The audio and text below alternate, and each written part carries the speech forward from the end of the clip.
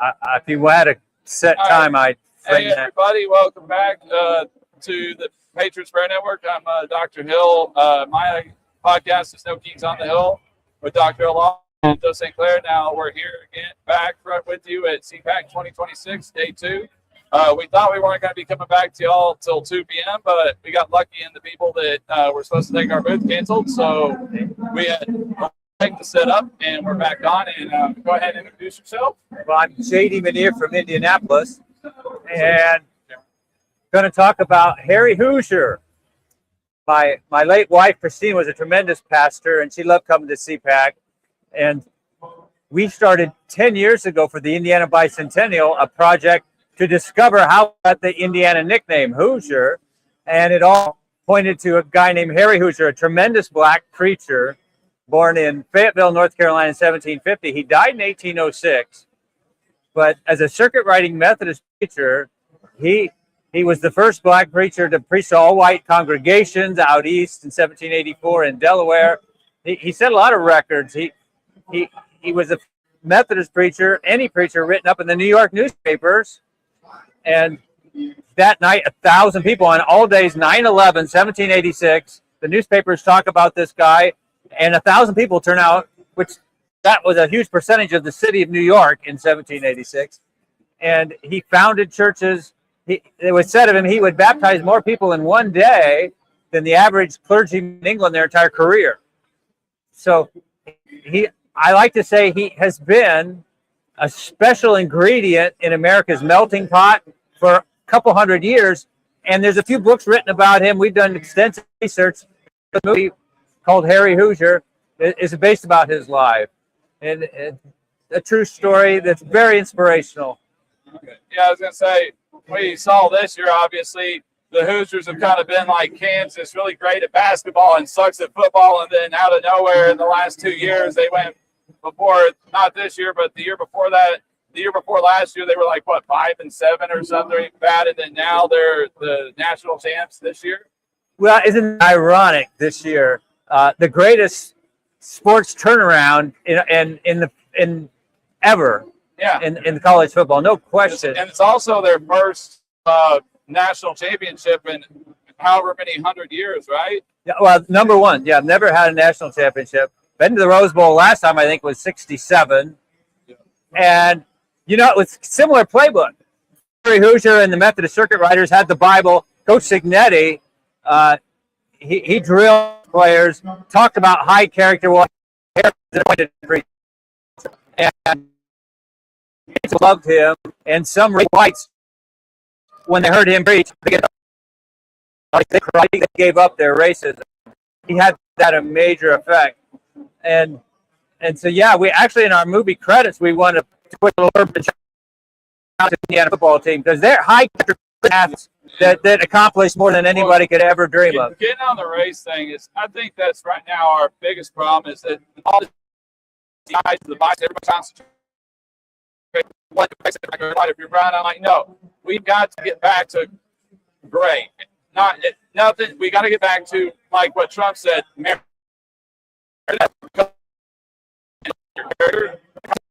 The way who you are, how you present yourself, how you act, your capabilities, your abilities. It should whether you're black, white, Mexican, Indian, purple alien from some right. I mean, wherever. And it feels like that ever since the left has started all this DEI and stuff, honestly, I feel like we are more racially divided today than we were back in the 90s. Well, I agree, and I think this film can help bridge that, because Harry bridged it tremendously so. And how does it work? It's through the heart. It's through the heart. Yes, it comes through your mind, but your heart changes.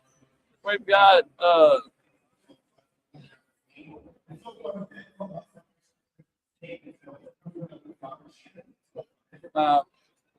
the camera sees froze again. Sorry guys, I'm trying to figure out where he has the other camera set up. I know we have another camera in here. I just don't know. It's this one over here. I don't know where it went to. Okay, it's all right. But for some reason, the Canon keeps on freezing up. You're probably being interviewed, but I was hoping that we might able to schedule an interview with Julie Pickering, who's SBOE 7. There we go. You don't want me in there. No, it's all right. All right, so we're going to just go off this camera right now because the keeps Look that direction. Yeah, Okay. because our Canon keeps freezing up. I don't know what's going on. I think it's the Nvidia card, so sorry about that, guys. Yeah. I have to switch over I need to move this this camera. chair. Until Eddie gets back and we can figure out what's going on with the Canon. I didn't even touch anything. We weren't even touching the table when it went out. But yeah, so I mean, I just feel like that's kind of what's going on. It feels like that's what's causing a lot of it's just ridiculous that we're still at this day in our time that we're still judging everything based on that. We still want to, like the Democrats want to be like, oh, we should push on color and we should hire based because they're color. No, Yeah. we shouldn't. Because if we keep teaching our kids that, then that because this white power and everything like that, all it does is drive more division. Oh my!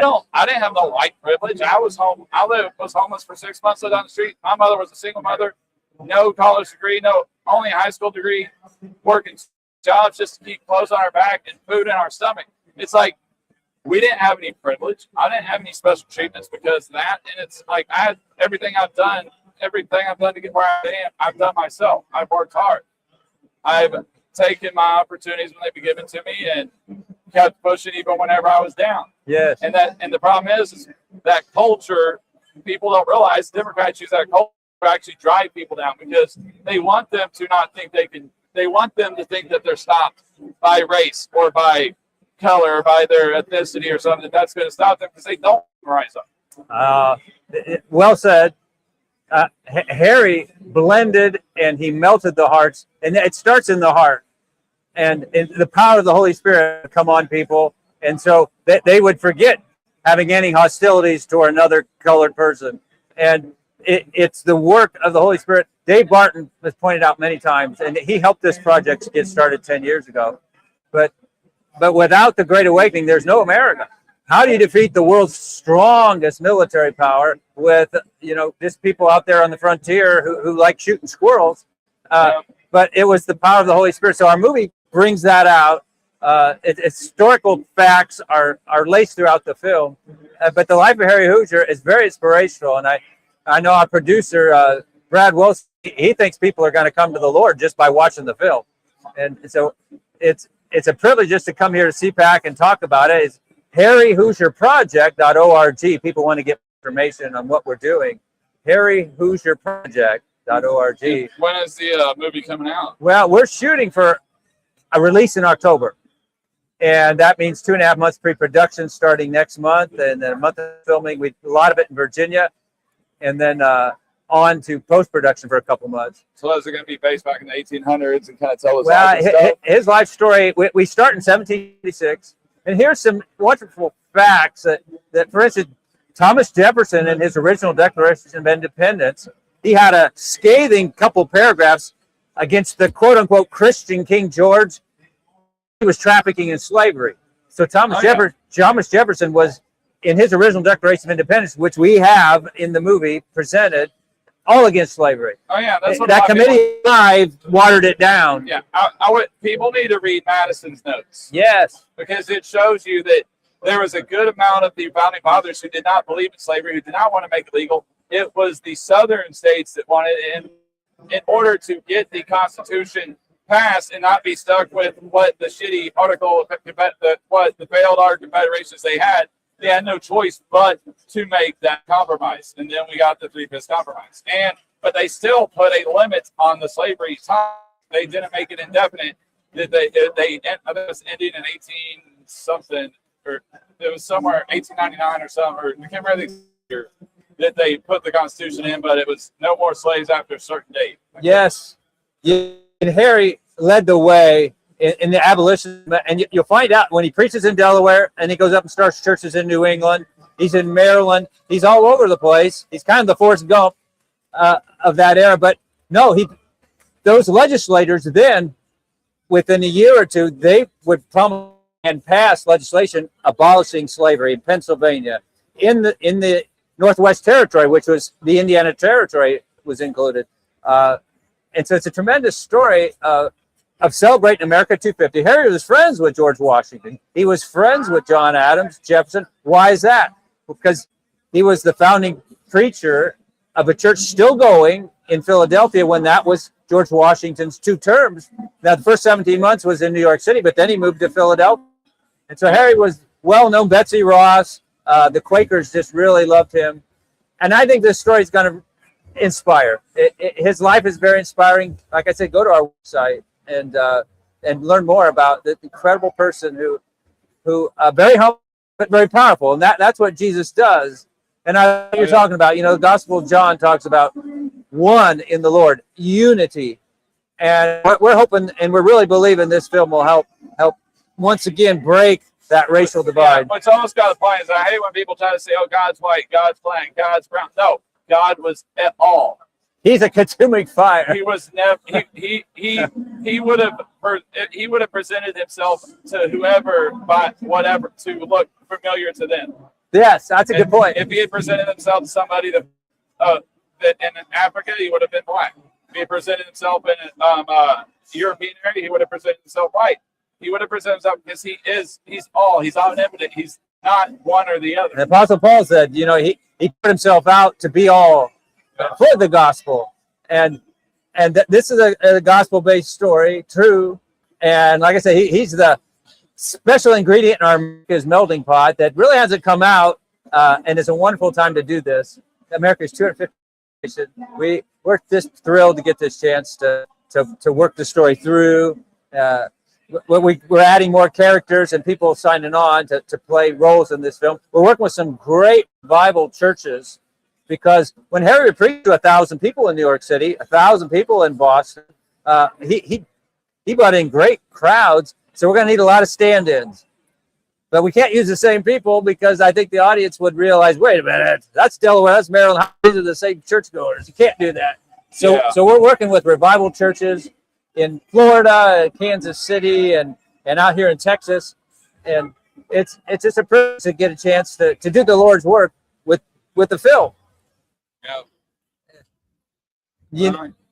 And there's unity here, always in CPAC. This is, I think I've been coming for about 13, 14 years now. This is actually my CPAC. And okay. Before I met Eddie and joined the PPN network, I'd already planned on coming to CPAC because I saw that I joined PPN in November, and I think it was September, October. I told my wife, I was like, I got to see where CPAC is this year because I would really like to go. Because my doctorate in anyways, liberty and trying to get more into politics anyway. So I looked it up and it said Grapevine. I told my wife, I said, I'm going. Yes. And then when I'm ready and on TikTok on a live and sending my stuff for the podcast I was doing myself, and he's like, hey, why don't you join our network? I was like, sure. And then a couple months ago, he said, we got invited to CPAC. I was like, hell yeah, I'm going. Well, I love the name Patriots Prayer Network because prayer drove the great things that God did, that protected George Washington. The Battle of Monongahela, 70 go down, 69, I'm sorry. The one that was preserved, that was George Washington. And then he would go on and become friends with Asbury, Harry Hoosier, and he would say, after a meeting in New York City, and remember, for 17 months, that's where the federal offices were. President Washington was in New York City. So the Methodists came in, they got written up in the same newspaper, The Packet, and they glowingly said, wow, these Methodists are very patriotic. And they really supported our president, Washington. Washington returned a wonderful letter. It's in our film script. And it's God moving in our nation's early founding. Well, let's have God, through prayer, move right now. May 17th, the President Trump is going to rededicate this nation to Jesus Christ. I bet there's going to be 1 million people. I'm going to be there. I wish I could be there. I don't have the money. And I think it's funny, and that goes to another argument, is everybody tries to always argue that there's separation of church and state. No, there wasn't.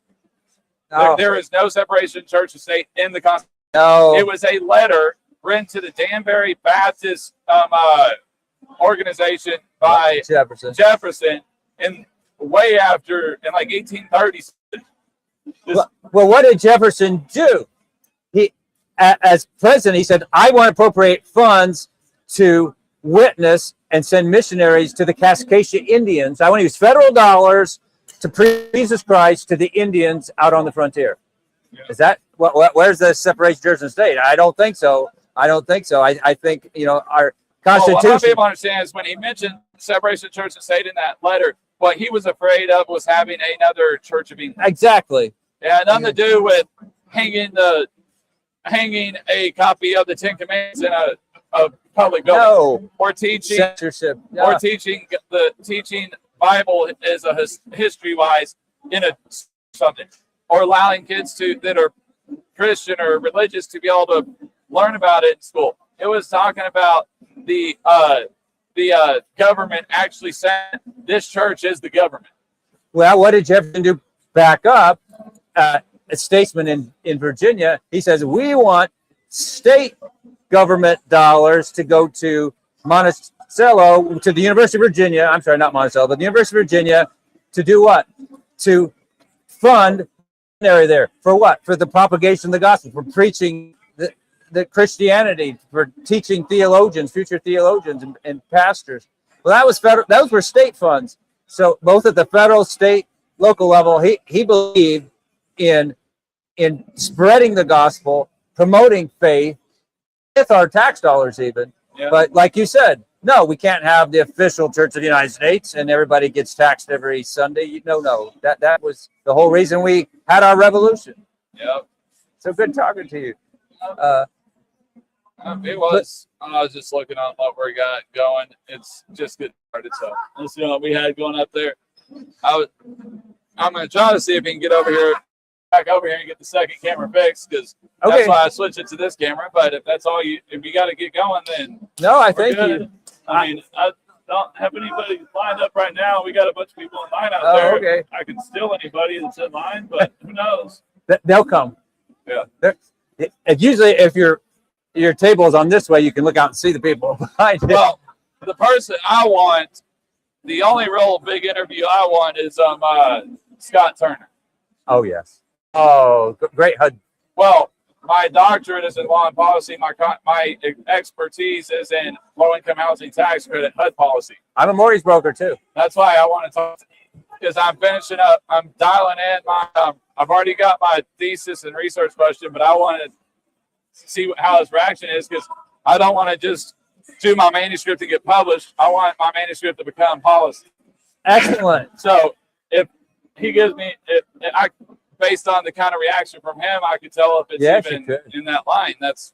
I've listened to him on National Faith Advisory Board, Pastor Paula White. She's had him on more than once on the prayer meetings every Tuesday. I dial in, and he's a tremendous man of faith. And then I'm leader. also my profession the last 6 years before I got laid off is real estate development affordable housing, which is his profession. Oh, that is awesome. So that would be my ultimate dream interview. Are we on? No, we're on camera. We're on camera. That's cool. We're on camera. It's just I haven't switched to the side one over here instead of the main one, because Okay. every time I get to the Canon, it's still showing that. Oh, yeah, that was freeze. Oh, wow. It froze. I noticed that. I was still hearing us talking and everything, but I noticed it was frozen. So I went ahead. I had to figure out what he had saved the backup camera under. Well, if you leave your card, I'll text you. I wasn't able to get cards, unfortunately. I'll text you how to listen in and be a part of the White House prayer meetings. It's every Tuesday, 4:00. Oh, I know you can do it on the White House website. Well, actually, it's a National Faith Advisory Board, but no, I'll just text you. Dial in. You got a code, and but very inspirational. 3 wonderful pastors yesterday really lit it up. Yeah, I met him. I ran into him. Joe Visor was here yesterday. I met with him after he got on the stage. Great. Yeah, he tried to go. I was like, who are you? He goes, nobody important. I was looking at the badge. I said, nobody important. But I was like, you got a presidential seal lapel on you. Like you're wearing a presidential seal lapel pin. You don't get that just for being nobody. It doesn't come in a jackpot. Yeah, that's not something you buy at a gift shop. It's like, that's not something you buy at a gift shop. That's something you only get if you're on the president's team. Well, I listened recently to a webinar, and President Trump believes religious freedom is national security. It's priority number 1. and so he's playing that out geopolitically right now in the Middle East. He did it in Venezuela. It's going to take place, I think, in Cuba, Africa. Africa, yeah, because of the mass genocide of. Yes. Everybody thinks just because we're Christians somehow we can't be genocide or attacked, which is just a joke. I listened to former governor of Kansas, Sam Brownback, and ambassador first term with Trump, and he said, and he's my age, and he said presidents have looked at religious freedom as kind of a boutique right. You know, you polish it up, put it on the Christmas tree during the season. He goes, Trump says it's priority numero uno, and that's why we're seeing what we're seeing. But relief, and I heard Paula White talk. There's 344 million every year persecuted and killed people of faith on the planet, and it is our duty to serve the Lord. And if we have the ability to protect His people, we need to protect them. Oh. We need to free them. The Spirit of the Lord is there's liberty. That is for sure. Yeah, no, it's been a great week so far. I'm gonna miss most of tomorrow because I gotta go to my mother-in-law's funeral. But okay, I'll be. I was gonna come up in the morning, but I'm like, I don't think I'm gonna drive up at 7 a.m. here. Then I'd leave at 9, go back out to South I live, and then come all the way back up. So I'll just wait till after the funeral, then come in, since we're gonna have the table from 2 to 4. Oh, good. But alrighty. He's coming back, so I'll let him. Bless you, Jeremy. I thank you for the privilege no problem of being on, and I can watch this. Watch this later on your website. Well, yeah, it'll be on. This one's going to my YouTube on top of ours, so either on Ian's website or on No Kings on the Hill with Dr. Law. Okay. Appreciate you. I think you. All right. You have a good day. Hey, Eddie, it froze while we were in the middle of it, so I went to this camera.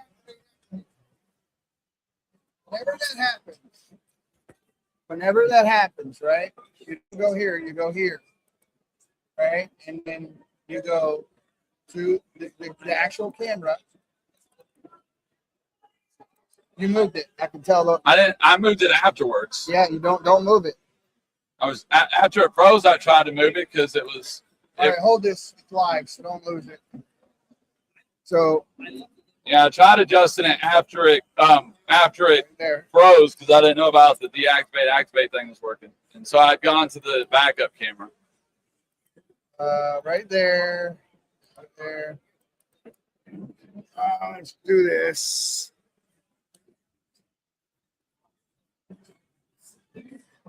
Right there. Now it should work. Come on, man. Sorry, guys, if we're a little blank screen. We're trying to get our main camera working here. But I guess we might have to use the backup.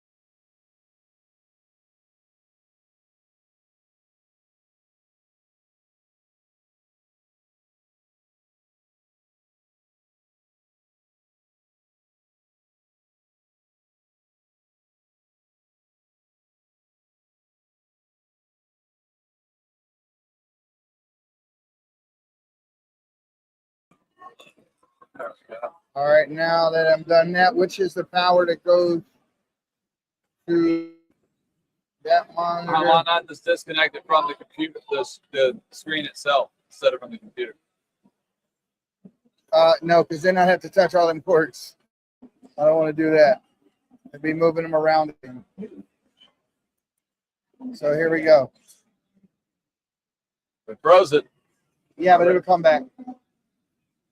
I thought you were unplugging the second screen. Oh, I unplugged the wrong thing. Guess you unplugged the camera.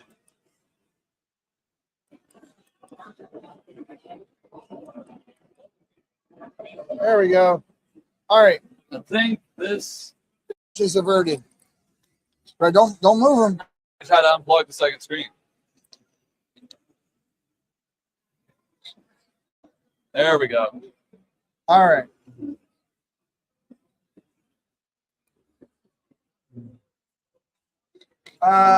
In my bag over there, there's a tripod. Tripod for the phone. Yeah, no, I got you. That's the one that's supposed to like slam down or something. No. Here, let me just hits a button, Oh. and then it pulls out. Enrique Tarrio from the Proud Boys. He'll be over here in a second.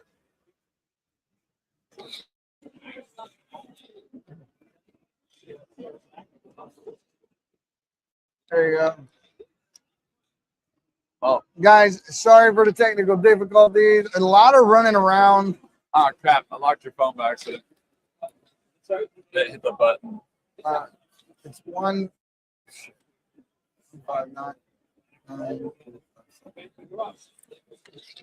No. You don't do it like that. That's what do like. You Do like, get do like this. I don't know where your buttons are, so you do it. There it is. All right. We're gonna get some stuff right today. I was gonna move a little back. It's That has to be up in the front. Can't sit water on this. This is what I'm paid to show. I have to say that all the time.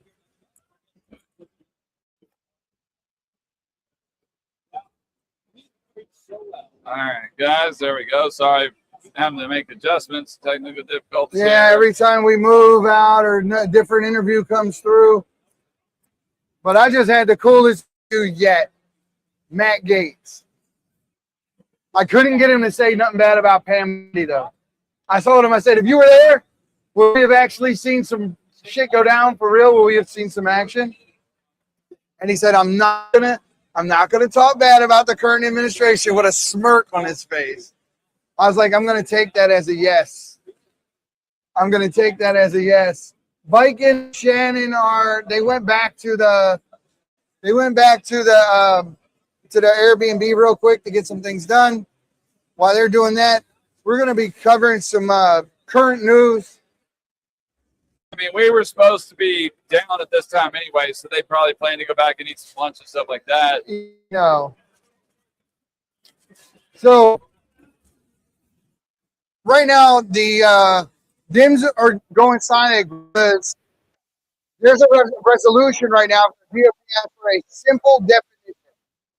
It's 2026. You think we have everything defined, but it's here the Pennsylvania House Democrats withdrew consideration of the resolution honoring March as National Women's Month after a Republican lawmaker filed an amendment to include the psychological definition of woman in the text. Excuse me, not psychological, physiological definition of a woman in the text. So they're saying, okay, you can't just celebrate 1 month. If you're going to celebrate it, what is it? What is a woman? What is it? Yeah, what is So they no longer want to do it at all because they have to decide what a woman is. Guys, ignorance in that? this is, I mean, we're having a great time, Meg. Like I just said, I just got done talking with Matt Gates. I was on OAN. I just went over to Real America's Voice. I've done multiple other interviews while we're here. I shamed Steve Bannon. I did, bro. I went over there. I went to like 3 different Steve Bannon and acolytes, and I absolutely asked them questions that should have been an easy, really yes. And I said, how can you support this guy after he works with Jeffrey Epstein, knowing who he was to help him repair his image? They literally were telling me that that's not true. Now, the next thing I did, completely honest, there's a guy walking around here. He's got on a full-blown suit, pinstriped, with American flag high heels on. He's like between a trans and a trans. And I'm watching conservatives in this movement walk up to this dude and take pictures with him. No. No, that is not our values. Our values. That's not what we're supposed to be doing. That's not what we're supposed to be championing. That's not who we are. Right? I have people on the stage this morning, like Christian men sit in this chair all day long and have these conversations. Well, they know we talked to the guy who's a big Christian and about the movie about the preacher. And yeah, we are not, you're not going to see me. Now, if someone walks up and asks to take a picture with me or whatever like that, I mean, if it's not too bad, your choices are yours. But if you're a trans person, you come up to take a picture with me, sorry, bro. You can come up. It's okay. We're just talking. Oh, we're recording, so you stop. That's what I was talking about getting as an interview. You can definitely be ready right now if you guys want to do the interview.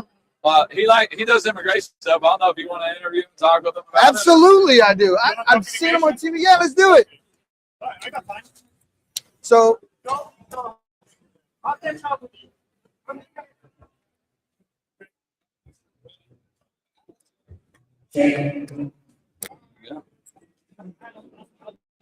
is it on?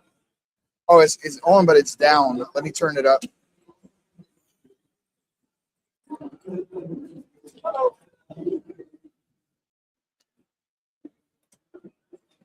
No, you'll should recognize who we have. TikTok and content creator. Obviously, he's always doing stuff on immigration and everything like that. Let him introduce because it's hard to pronounce.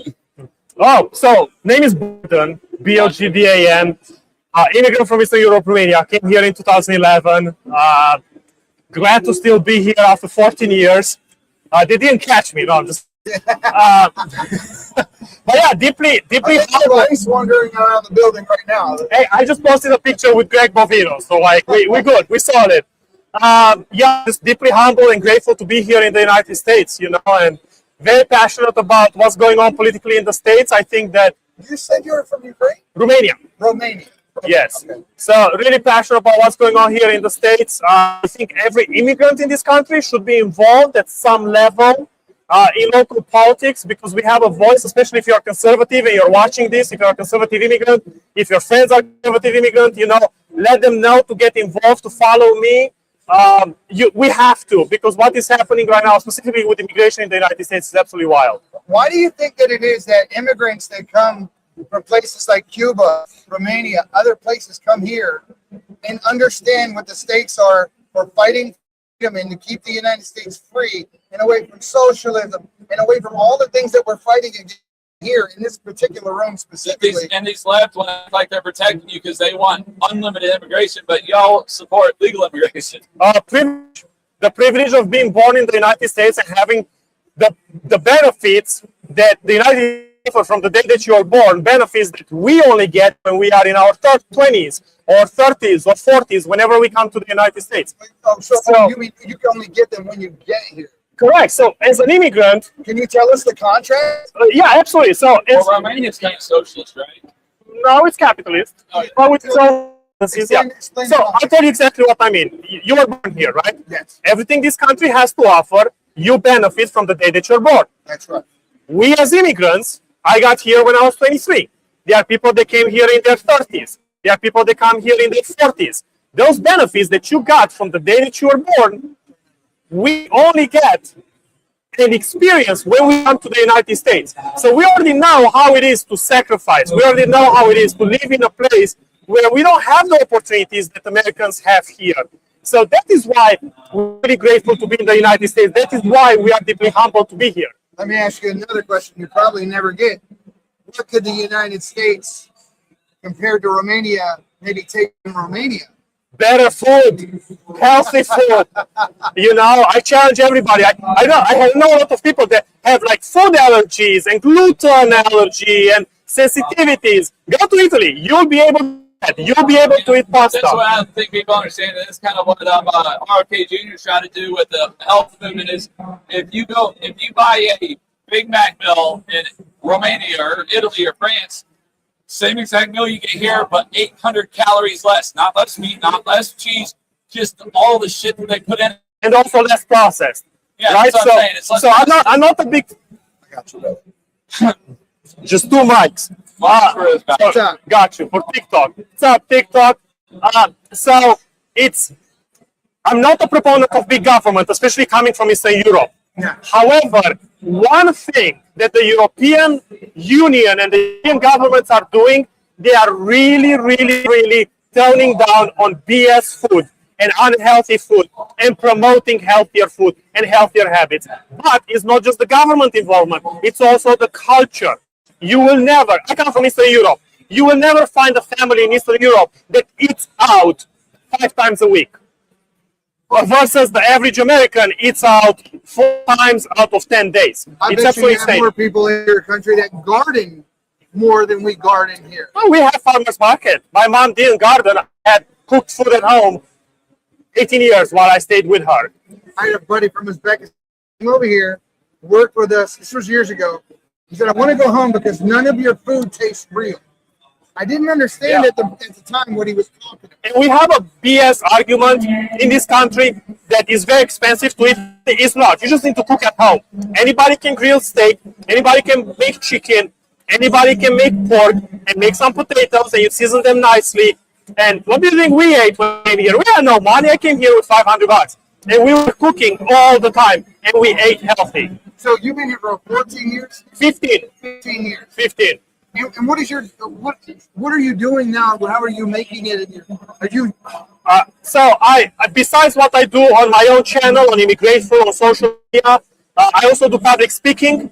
I also obviously events like this, and I founded Immigrants for Liberty. The mission is very simple: to empower and ignite immigrants to thrive and get involved in the United States, but also educate how the United States works. Because you'll be surprised how many immigrants get their citizenship in this country. And they cannot put a few sentences together. Why we have an electoral college? Why we vote the way we vote, right? And I'm willing to bet people in this room as well, they will not be able to say why we have an electoral college. So a lot of the Democrat platform, especially when we saw Kamala Walz advocating for the abolishing the electoral college, they said it was outdated, it was old. Because it's the only way they can win. It's the only way they can win. Now we need to save that. Now I got a harder question. Because the whole point of the electoral college is so the minority of the majority are not shut out. Because the problem is without the electoral college, the majority of the people and the minority of the country control everything. New Hampshire, Maine, none of them would have a voice.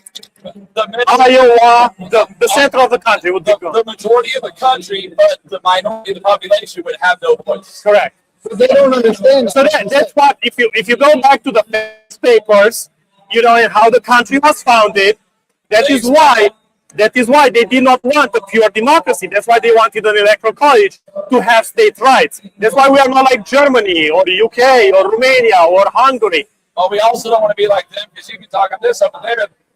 They were talking about some live I was in last night. Nobody wanted to believe they can take away your freedom of speech and with the. I would be in jail if I would be in UK right now. Here's the thing that surprises me, though. We're talking about this, and then here's a guy who's been here for 15 years, and he comes out and says the Federalist Papers. How many people even know who the Federalist Papers are? No, they don't. They've not been I taught in debate school. people all the time on this platform. I debate people all the time who have no concept of what the Federalist Papers are. Yeah, and that is the education system, and you can blame Republicans for that, actually. Because a couple of decades ago, Republicans just took a step back, and they were like, you know what, we're going to let Democrats handle the education system. What could go wrong? And look where we are today. That is That's very simple over there. The education system in the United States, respectfully, is just not where it should be. And when I came here, that was one of my biggest regrets. Always regretted not being able to experience the college life in the United States, the school education life in the United States as a foreigner, because all my education has been in Europe. And when I got here, I really regretted it. Fast forward to today, I could not be more happy that I did not go to college here in the United States. You're not a Marxist. I'm not a Marxist. No, I'm not. I'm not an idiot. Yeah. So Is the average person in Romania lean more toward Marxism, socialism, that sort of thing, or are they railing against it on the normal in the government? politics are a little bit different in Europe. Okay, you have people that are right-leaning. You have people that are left-leaning. You have That look the people same, though. kinda, but you also have people that have a lot of conservative values. They don't know what that is, and they vote left, right? Like we just had an election that was canceled in Romania, and everybody was talking, we are pro-Europe, not pro-Russia. And I was at home thinking, why are you not pro-Romania? Why are you pro-Europe? You should be pro-Romania, just like we are here pro-America, unapologetically. Yes. So there is a big movement here in this country due to Ilhan Omar, Rashida Tlaib, other folks that have came here from other countries like yourself. Yes. That we say we no longer want people to come from other countries to be able to come here and run for office. I don't agree with that. Because for every stupid immigrant like AOC and like Ilhan Omar and Rashida Tlaib, I can name you 5 that are very smart. Look, Patrick Bet-David. Do you guys know who Patrick Bet-David is? Would you be with Patrick Bet-David running for president? No. Well, and honestly, I'm Why not? going to say Because it opens the door for the next guy that would come from another country No, that I wouldn't agree with. Well, not for president, but to political office. Yeah, of course. Sure. Okay, so you see, you'll be okay with Patrick Bet-David, but you're not okay with Ilhan Omar. So the thing that we need to do better on our side, we need to educate people more, and we need to get involved more in our communities. The Republican Party in every major city needs to do a better job. You can look at Miami, you can look at Dallas, you can look at Fort Worth, you can look everywhere. In every major city, the Republican Party leadership should be fired. If you can't keep up with the times and do a good job, you should be bye-bye. But I was going to say, one thing is, I don't necessarily think a lot of those POC and them are dumb. They just act. They're highly intelligent, but they play everybody like the rest of the people are dumb. You think Oh, AOC no. She said we should go to the sun at nighttime. She doesn't believe that. you think AOC, you don't think AOC is... I'm saying it's all psychological. I'm losing confidence in him. No, what I'm saying is they do that psychologically, because I bet you when they're off camera, they're laughing at people for even agreeing with what they're saying. So most of the time, now some of them are totally idiots, but a lot of them So you are think highly it's central- intelligent they're playing psychological games. So you think it's central casting? Yeah. Oh my gosh. So this is where I stand on it. We cannot control what the media is saying online. Okay? We can't control that. But what can we control? If we have a legislative bill that would mandate every single person running for any kind of to pass a comprehensive civics test, then we can name it the AOC and Ilhan Omar Act. I was going to say that. I promise you that was my next question. Should we issue a litmus test that you have to pass? But unfortunately, that would violate the Constitution. Why? Well, we need to change that. Why? Why would the Constitution? To hold office? Because you would actually have to know the Constitution in order to enforce It's the Constitution. It's a little more in depth than getting on here right now, but there would have to be a constitutional amendment. It's not something that can be. Well, one can dream about it.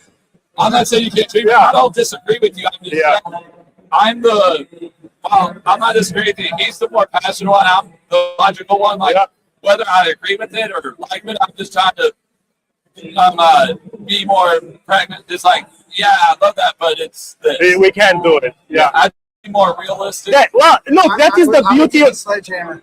the United States, and that is the beauty of the country that we live in. Right? We have all these checks and balances to make sure that everything that's happening and everything that's going on is going on the right way. Well, it seems like they're cashing all the checks and we're holding all the balances at this point. The Democrats are stealing $76 billion in California, $14.6 billion we just found 2 days ago And Maryland has had 3 of their legislators arrested. Minnesota is rife with fraud. Autistic kids. We just found fraud in Houston. The fraud is rampant, and there's no way that there's that many billions and billions and billions of dollars of fraud, and the government is not in on it. Yeah, which is why we need to do a better job on our side, get involved in politics and get people involved. So do you plan on getting involved? Do you plan? I'm already involved. No, I mean, are you planning on running? I would never run for office. You would never run for office. No, I think I can change more minds with what I'm doing. And we just co-founded United Gen USA. We are focusing on the next generation of conservatives via uniting the movement and also providing civic education via influencers. So that is very big because influencers on our side and creators and podcasters on our side are not really that involved and given the time.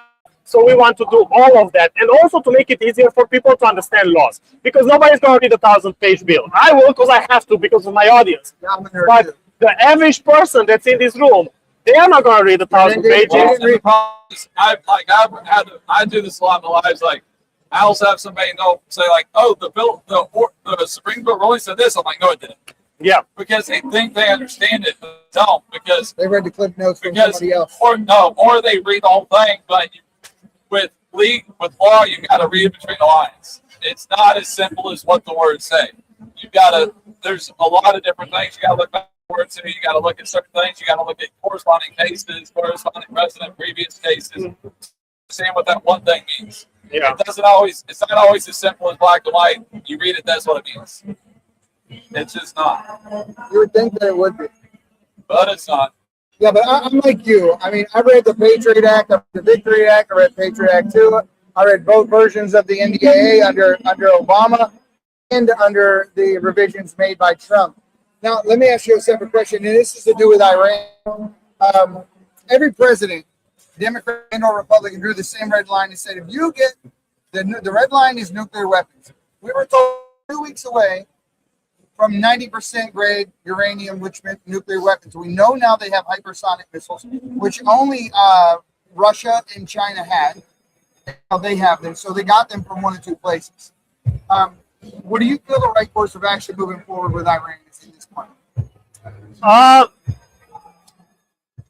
not the right person to ask for this because coming from Romania, a former communist country where we had a dictator, if you ask anybody on the street in Romania, they would have wanted somebody to come and help and take down that. Okay, my whole thing is loss of life. That's the one thing for me. And yes, I mean, look, the Iranian delegation was just upstairs. Oh, no, I was up there. When we were, right, so you saw their reaction.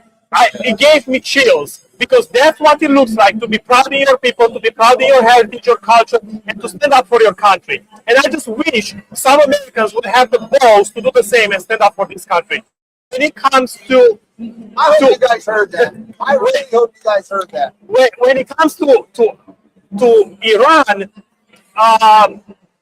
whatever needs to happen for them to have free elections. That's it. With minimal loss of life. And I'm going to leave it at that. I'm not that educated on Iran, but they've been attacking the United States for a long time. They've idolized a lot of American citizens and a lot of American troops. They've attacked us a lot. So, right now you have Trump in office, and Trump is not going to play around.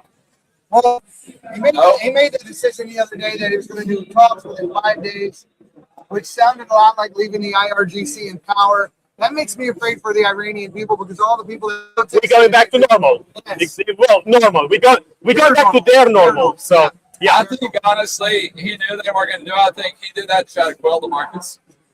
To try to couple the markets, because the markets were dropping so bad. right, you can't do that because you're playing with an entire country. Yeah, that's lies. So I get it. I don't think it's market. I paid $80 to fuel my truck just last night. So I totally get it. But in the same time, we can't do that. You start something, you need to finish Well, no, it. he said, but he knew they weren't going to, is what I'm saying. Oh, okay. He knew that no matter whether he said he was going to negotiate or try, they wouldn't do it. There was no way that they'll ever meet his 15 plan. Mm-hmm. So it helps the market. It leaves the market, gets everybody not so freaked out because they like, oh, he is serious about talking. He's working those. But then when he went sits there and he can say, "Hey, Iraq won't meet the deal," then there's nothing he could do. That he gave him a 50-point plan, they wouldn't meet it. Yeah, but this is my issue with him, and I support him, but at the same time, I disagree with him. Because, like what he just said, you start something, you got to finish it, or just don't do it at all.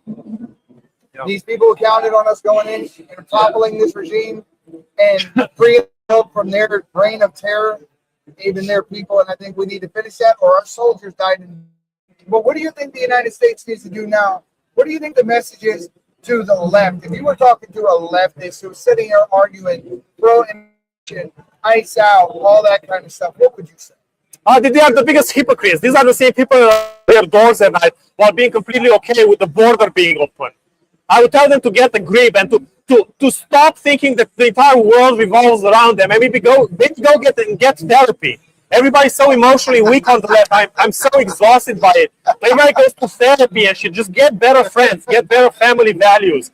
Like this thing that you think you're fighting for, you are not fighting for it. You're not fighting for the United States, which says you're not fighting for your community. No matter how you put it, sending thousands and thousands of foreigners into a is not helping that community, is ruining that community. And if you don't think that immigrants should assimilate to the United States, come.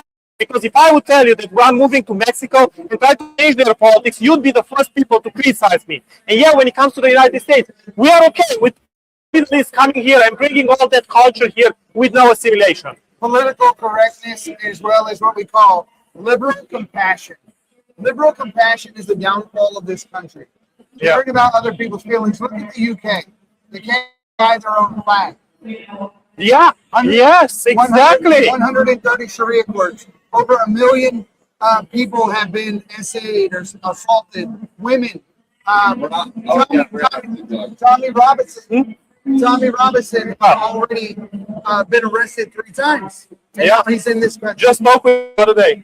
So where is he here? I don't know. I know last year his assistant was here. We ran into her. But the last time I was going to interview him, arrested the same day.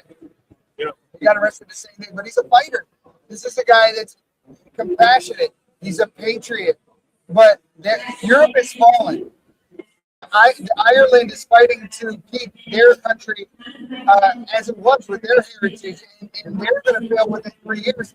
They'll be outnumbered by the immigrants in their own country. Their heritage, their culture, their history is loaded. Absolutely. And here in America, do you find that you can adopt and adapt to the heritage and the culture of this country? And are you embracing that? And how are you finding that as far as how you grew up and what you knew? Are you asking me if I assimilated to the United States? I mean, let me put it this way. The day I got my green card, I went and I got a gun. All right? Thank you for having me. Thank you. Did I give you my card? No, give it to me because I live here, so I'm on the local zoning board of adjustments where I live. Okay. I do a lot of stuff. Where is this going, being published? The Patriot Career Network. We're also on TV right now, live on TV. So Okay, can you send me the link so I can download it for my stuff? absolutely, absolutely. Let me get this mic from you. No. Yeah, just let it handle me. You got it. Thank you, All brother. right, thanks for having me, guys. Yeah, thanks for having me. Sit down. I was with Mike Lindell. That's Yeah. fine. That's, So here, I'm gonna mic you up. oh, I gotta go run and see Tom Holman. We're gonna mic you up for a second. Oh no, what are you gonna spring on me? See. So it's the same question I'm giving everybody. We went into first of all, this is my cousin. This is Sam. Sam is he's a lawyer. He lives here in Texas. So we went into Iran to topple the IRGC, to stop them from gaining a new and to liberate the Iranian people. They, by and large, made videos celebrating, taking off their burqas, thinking they're going to get the Persian way back. The Iranian people thought they were going to be free from the IRGC. Donald Trump gives them a 48-hour deadline to open the Straits of Hormuz. They're like, screw you. He's like, we're talking peace. They don't know what they're talking about, or whoever their rep is doesn't talk to the people. They don't communicate well. Right. Then the defense minister comes out and says, no, we don't want peace. And now he says, okay, we're going to give you 5 days. And now we're talking peace. And now everybody in America is confused. Are we going to finish what we started? Are you backing up? Or can we defeat Iran? I mean, it's all up in the Can we air. defeat Iran? Absolutely, we can defeat Iran. So what the hell is the plan? The plan, I don't pretend to actually know what's going on with this whole thing, but I think it's just a lot of negotiation and a lot of posturing. Iran has got a very weak position right now. But they're Yeah. not as weak as we've been They're not told. as we've been told, that's for sure. I agree with that. Yeah, you're talking about their missile capabilities are a lot better than what we've heard. Well, their Yeah. missile capabilities are at least comparable to Israel's. Israel landed a missile 350 meters in front of their nuclear facility. Iran answered by landing 350 meters in front of theirs. That precise, Yeah. that deliberate, right in the Iron Dome. And now I think a lot of people in America, in American politics, as well as in Israel, look extremely foolish. Well, but I also think But that we're back well, to the now, corner. I don't think you look bullish. I think it proves the point of why Trump attacked, because people act like they didn't have all that stuff, that they didn't have missiles that were that accurate, that far, they could hit Diego Garcia. So it pretty much justifies why he attacked. That's why he. So it's a reverse track in the war. Yeah, if you didn't know, if you thought that that's what we were going to do, we only did it once we were attacked. We didn't do it beforehand. So that argument works both ways. If we go in. Well, they can argue that, but they had we don't know about that there was possible attacks scheduled and stuff. A lot of people said, "Oh, there's no way they can do it." Well, obviously they could have hit it because they have a 2,000-mile missile that they almost hit Diego Garcia with. That's what I was getting at. Their capabilities are, greater than we thought. And that's what the point of attacking to take their shit out was because they. Yeah, it's got to be preemptive in that case. Yeah. But we're also, both sides are back in the corner. Let's say face one way or another. That's why they're saying, screw off. We're not giving this up. Because I've always can't. Well, like I said, the problem with Iran is we couldn't let them do anything because they're an ideological nation that wants a global jihad. If they were North Korea, we could leave them alone because North Korea is salacious. As long as you leave them alone, they leave you The alone. reason we're leaving North Korea alone is because North Korea actually has the missile. Yes. That's why we're not going there. If Iran would have got, And we're never going to put if boots on the ground there. Iran would have been able to actually go as far as to get that nuclear weapon, we would not have attacked the way we did. We attacked to stop them from obtaining it, so we didn't have to deal with them the same way we deal with Rocket Man. Yes. And that is a valid reason to go in. Yeah, because it changes the whole way we play the game. Yeah. But we also know that they're crazy enough to use it. And when I'm referring to North Korea, I'm referring before North Korea got it, is what I'm talking about. Oh, okay. After they got it. Even before they got to nuclear weapon, we didn't have to worry about it because we knew that they were isolationism. They never used it unless we attacked them. Iran's type of ideology and the way they act governmentally, because they want a world caliphate. If they get a nuclear weapon, they would ideology is to spread. Yeah. The opposite of isolationists. That's why I'm saying we had to do it, because we couldn't allow a spread, an ideology that wants to spread, get a hold of a nuclear weapon in ICBM. Well, they have spread, unfortunately. Yeah. We have imams in this country going into every house. We have imams in the UK pushing Sharia law that have already instituted it, that consequences a lot of Christians as far as Canada. Lock them up for putting Christians on TV. Or typing a Christian message on a social media page. But we're not going to be able to do anything until the Republicans grow up here in power. Greg Bavina is actually speaking now. His media person came over about getting us an interview with him. Excellent. Yeah. But yes, Republican, they need to grow a pair, and they have with Trump. Don't you think? Well, here's the thing. No. The truth's been arrested. That's excellent. I know they keep saying they're working on it, and I trust that But they has are. our president been arrested? As what? Has our president been arrested? Yes, exactly. And this there is needs to the be issue. consequences for that. This is the It issue. absolutely does. So Donald Trump, for as much as they have gone after him, created fake charges, trumped things up against him in order to continually keep him from being able to do anything, issued injunction after injunction to low-level federal courts to keep them from. You don't get me started on that. I do. Nationwide injunctions are not a thing. District court judges That's do not have that power. unconstitutional. No, they should have They been. have never had that And They this power. should have been freaking. They should have been impeached a long time ago. Absolutely, but that's the only problem. And It's not, now but it doesn't work. Well, now they're You can't trying. impeach Now they're trying to reverse nationwide injunction and use it as a I don't think of the legal name for it, but a combined case, class action. Now they're trying to act like it's a class action. There was that kind of bone that was tossed out by the Supreme Court saying, "Oh well, maybe you can do it this way." So of course, that's what they did. Well, they're doing it first and then waiting to tell them they can't while they institute what they can't do. Mhm. Right? So the lower level federal court, now that's been struck down by the Supreme Court, they can no longer do that. Right. The Supreme Court's finally recognized that, but that doesn't stop them from still issuing the injunctions. And it'll stall things, and that's all they're really doing. Sometimes it's stalling. And if you get into a circuit court that has very ideological leanings, it's going to just affirm, and it just takes a long before it actually gets to the Supreme Court. And in that period of time, a lot of damage can be done. And while I got you here, legal guys, Second Amendment, let's talk about that for a second. The Second Amendment says that the right arm shall not be infringed.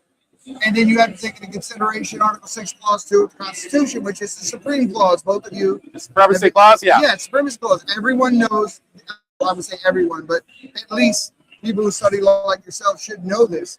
No state is allowed to or can pass a law contradictory to the Constitution. Or everything in the law created on the level is null and void. But you still have to challenge With respect to that law, and But yes, do you have to challenge it, or do you not have to recognize No, you it still at have all? to challenge You have it. to No, I'm challenge talking it. about the way that it's written. It because doesn't it's matter. it already says that it's null and void in the Constitution. But that's but you the state need still a has to be legal challenged. ruling to make it null and void. So once again, That- we're reactionary to things that are already legal being pushed on us by people who are supposed to uphold the law. It's certainly any kind of law that you find, that's found unconstitutional. So if there's an argument about it, you can't just discard it, right? Otherwise, everyone would just, wantonly just violate those laws And because they unfortunately, what it think says may it's, not it's be infringed. unconstitutional. It might not be right. Well, You need the courts to rule on it. Yeah, and he'll agree with me on this. And unfortunately, why it says cannot be infringed, the First Amendment Shall says not you have the right to speech, but it's still not unlimited. So even though it says Yes. cannot be infringed, it's still not unlimited. Well, and in that way, And nothing is really nothing's absolute. well, here's the thing. And in that way, I would say, like, my neighbor shouldn't be able to have an ICBM in his backyard and drive a tank to work that it's fully functional. I understand. See, you live in Nevada. I'm in Texas. We think that. So that's just weird. No. I should have an Abrams tank in my backyard. Well, there are some people in Or Nevada you are who have infringing- tanks in their backyard. Yeah. Yeah, there we do have a guy, but the And I like to go old school. That's why I went the to tank Abrams. is inoperable, meaning it drives, but it doesn't function like a tank. It's I'm just kidding. I know what you're no, getting we at. do have people in Nevada that literally have tanks in their front yard.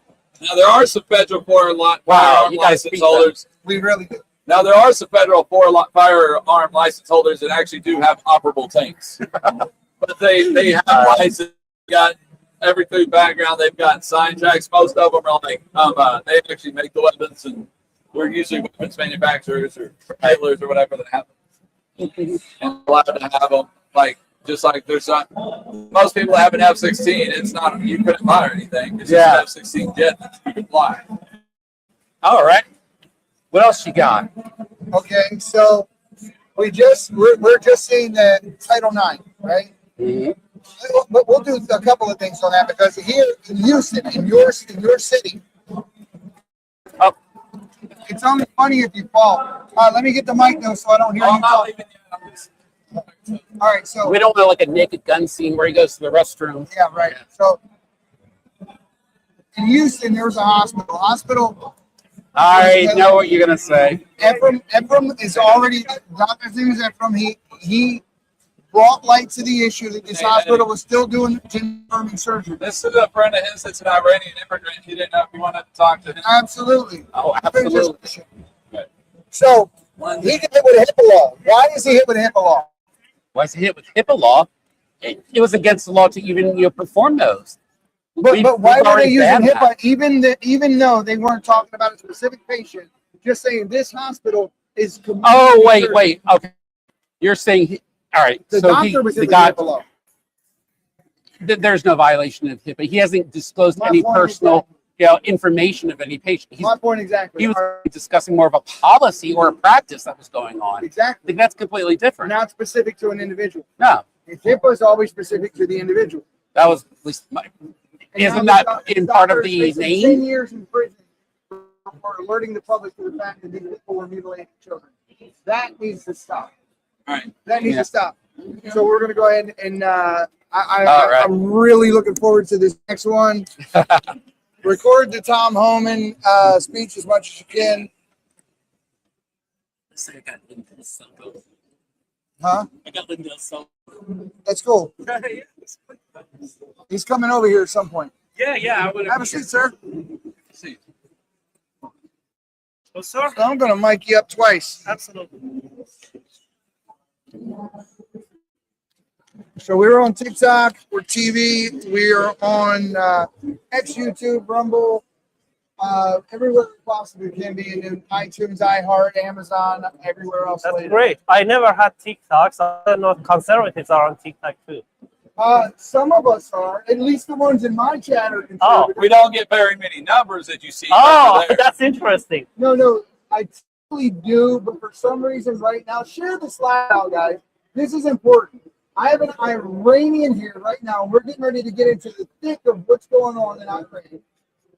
The questions that nobody else wanted to answer earlier.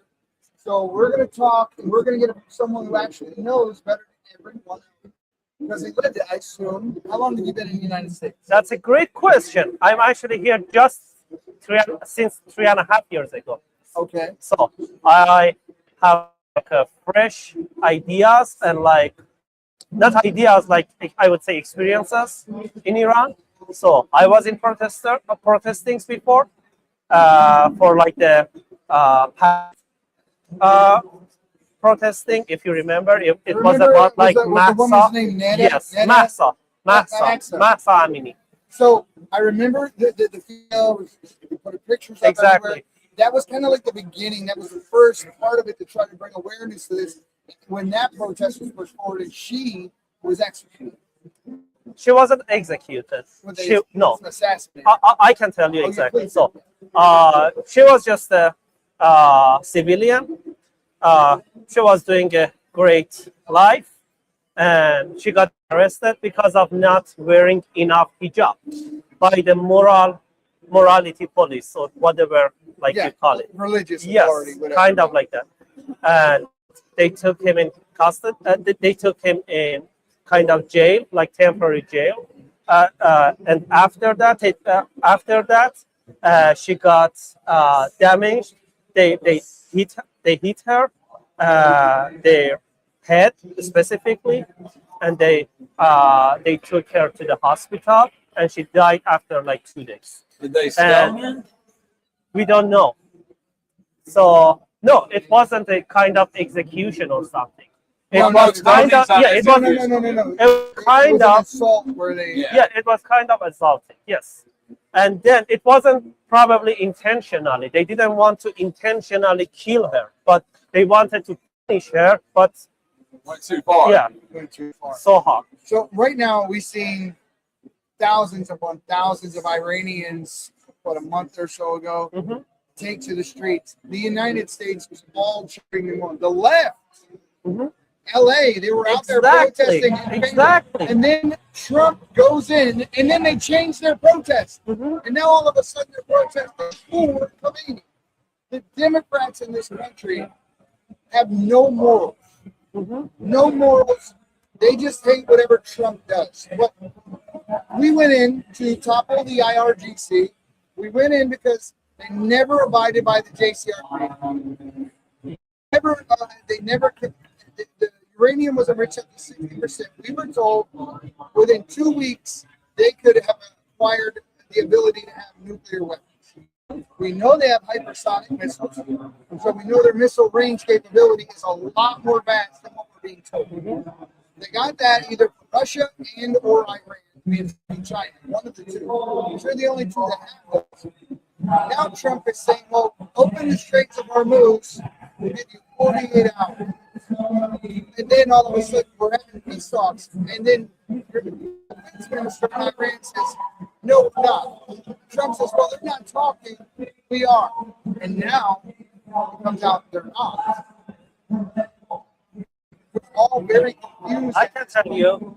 So what you need to do, respectfully, is to not to follow like sentence by sentence. You need to focus on the like current situation and what's exactly going on there. There is a two different things. So there is some news like all the time. In my perspective, there is no negotiation. You can't negotiate with these people. They lie all the time. They lie all the time. And this is the time that the hammer is on the head. So, I mean, whatever they say, even if they say, okay, we love America, we love Trump, we love whatever, it's not trustable. You can't negotiate with terrorists. That's absolutely wrong. And what we want is a regime change. And people of Iran are kind of like the US Army. They don't, in my opinion, America doesn't need to send troops there. Not that much. They just probably need to kind of like support. My idea was to put out a call to like all the natural born Iranian citizens in the U.S. or Europe or whatever under the age of 48 to say, hey, sign up, we'll train you militarily, we'll train you on the equipment, we'll arm you, we'll do you, and then we'll put you as the ground force. Do you think that takes years or at least months. You could, but months. But still, I think that would be more palatable to the American people than trying to put our own boots on the ground. I mean, I'm not a military expert. I'm just a kind of like ex-protester in Iran, and I'm here. I can tell you, the agents, the militias have all weapons, and protesters have no weapon, and still agents and militias are so afraid of the people because people are so brave, even without any weapon. How many of the 1 million IRGC members, how much of them would you estimate are true diehards versus the ones that are just there because they have to be, because they had to sign up at enlisted 18 and because they're afraid their family's going to, if they don't? That's a great question, actually. I would say maybe like, it's just in my perspective. In my perspective, I would say like maybe up to 30% of them are really willing to die for the regime. With the rest of 70%, they just wanted a kind of job, and they would give it up. It's not just the time. It's so important to have a time, to have like a deadline, kind of like that. Okay, since now, if you still want to stay with the regime, we're gonna kill you. And if you're not, you'll be safe. That's like a kind of turning point that we can have all at the same time. And by that, we can have like a kind of like the best peacefully like the regime change in Iran. And I would say that's kind of like the best solution. I can tell you what confuses the American people the most right now is that we keep being told their leaders, they're decimated, their navy is decimated, this is decimated, but it doesn't seem decimated. It doesn't seem like they lack leadership. It doesn't seem right now like they lack direction. Well, they're still fighting pretty hard. So how many do you estimate? We've taken out Khomeini, we've taken out Sun, we've taken 49 others in their leadership. We were told the last number. So why do they still seem to have direction? Why are they still fighting? How many are they still there? That's a great question. You know what? Because they are getting killed. So if someone is like shooting you and like continuously, you have to defend yourself, and that's common sense. But there should be kind of announcement for like all the military people. Okay, if you just give it up, we're not gonna kill you, and you can just like yield to us Okay. or something like that. And we're going to treat them the way we treated the soldiers in World War II because they were in the administration, in that army. Which we have. We've given them warnings of down their weapons will let them go, but you're 10, 20, you're 20, 30%. I always said there's about 100 to 200,000 out of the 1 million, which is like 10 to 20. I always estimated about 10% of really die hard. And then the other 70, the other 80% was just there for the fear of their lives, for the fear of their family's lives. Because I mean, That's right. and in Iran, if you go against the regime, if they don't kill your family right away, they definitely shun your family, right? Like your family would never have any ability to rise in station. That's a hard question. I don't want to like tell you something that is not right. I told you my perspective, and I still would say the best thing to do is to target them specifically, like other spots, and they are already doing it. And once the regime is weak enough, U.S. and Israel can like help people with the drones or something like that from the air, and the people can like do something like the army. That's what that I feel. I believe that it's feasible. Are you in contact at all with family members? Or Just family. so you are in contact still with people. What are they saying? You know what? They are afraid if the war is stopped.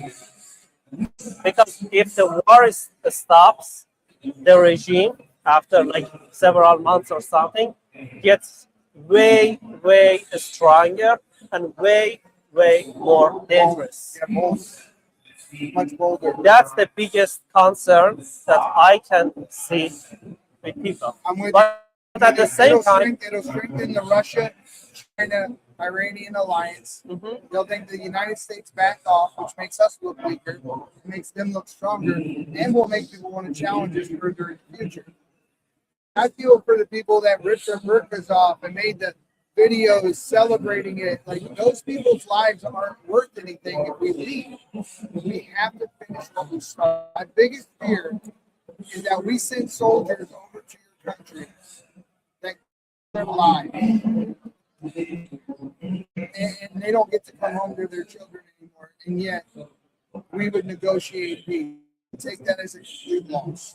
Oh, and I think here comes the problem though. When you've got, I said 100, 200. He's saying 300,000. You've got 300,000 die-hard Iranian regime members. You can't just drop 1 or 2 bombs and kill them. That takes door-to-door shit. There's no way to knock out 300,000 people without going door-to-door, street by street, because and especially with Iran having a lot of bunkers and underground hiding areas, it's hard just to know where 200 without killing innocent people is. I mean, it makes it near impossible. That's where Trump's kind of stuck in the hard place is if those 200,000, 300,000 would either just run or scurry if you could get their skills. But because Iranian generals love to use daycares and schools and whatever as protection, it makes it really hard to take them out without boots on the ground. yeah, that's absolutely right.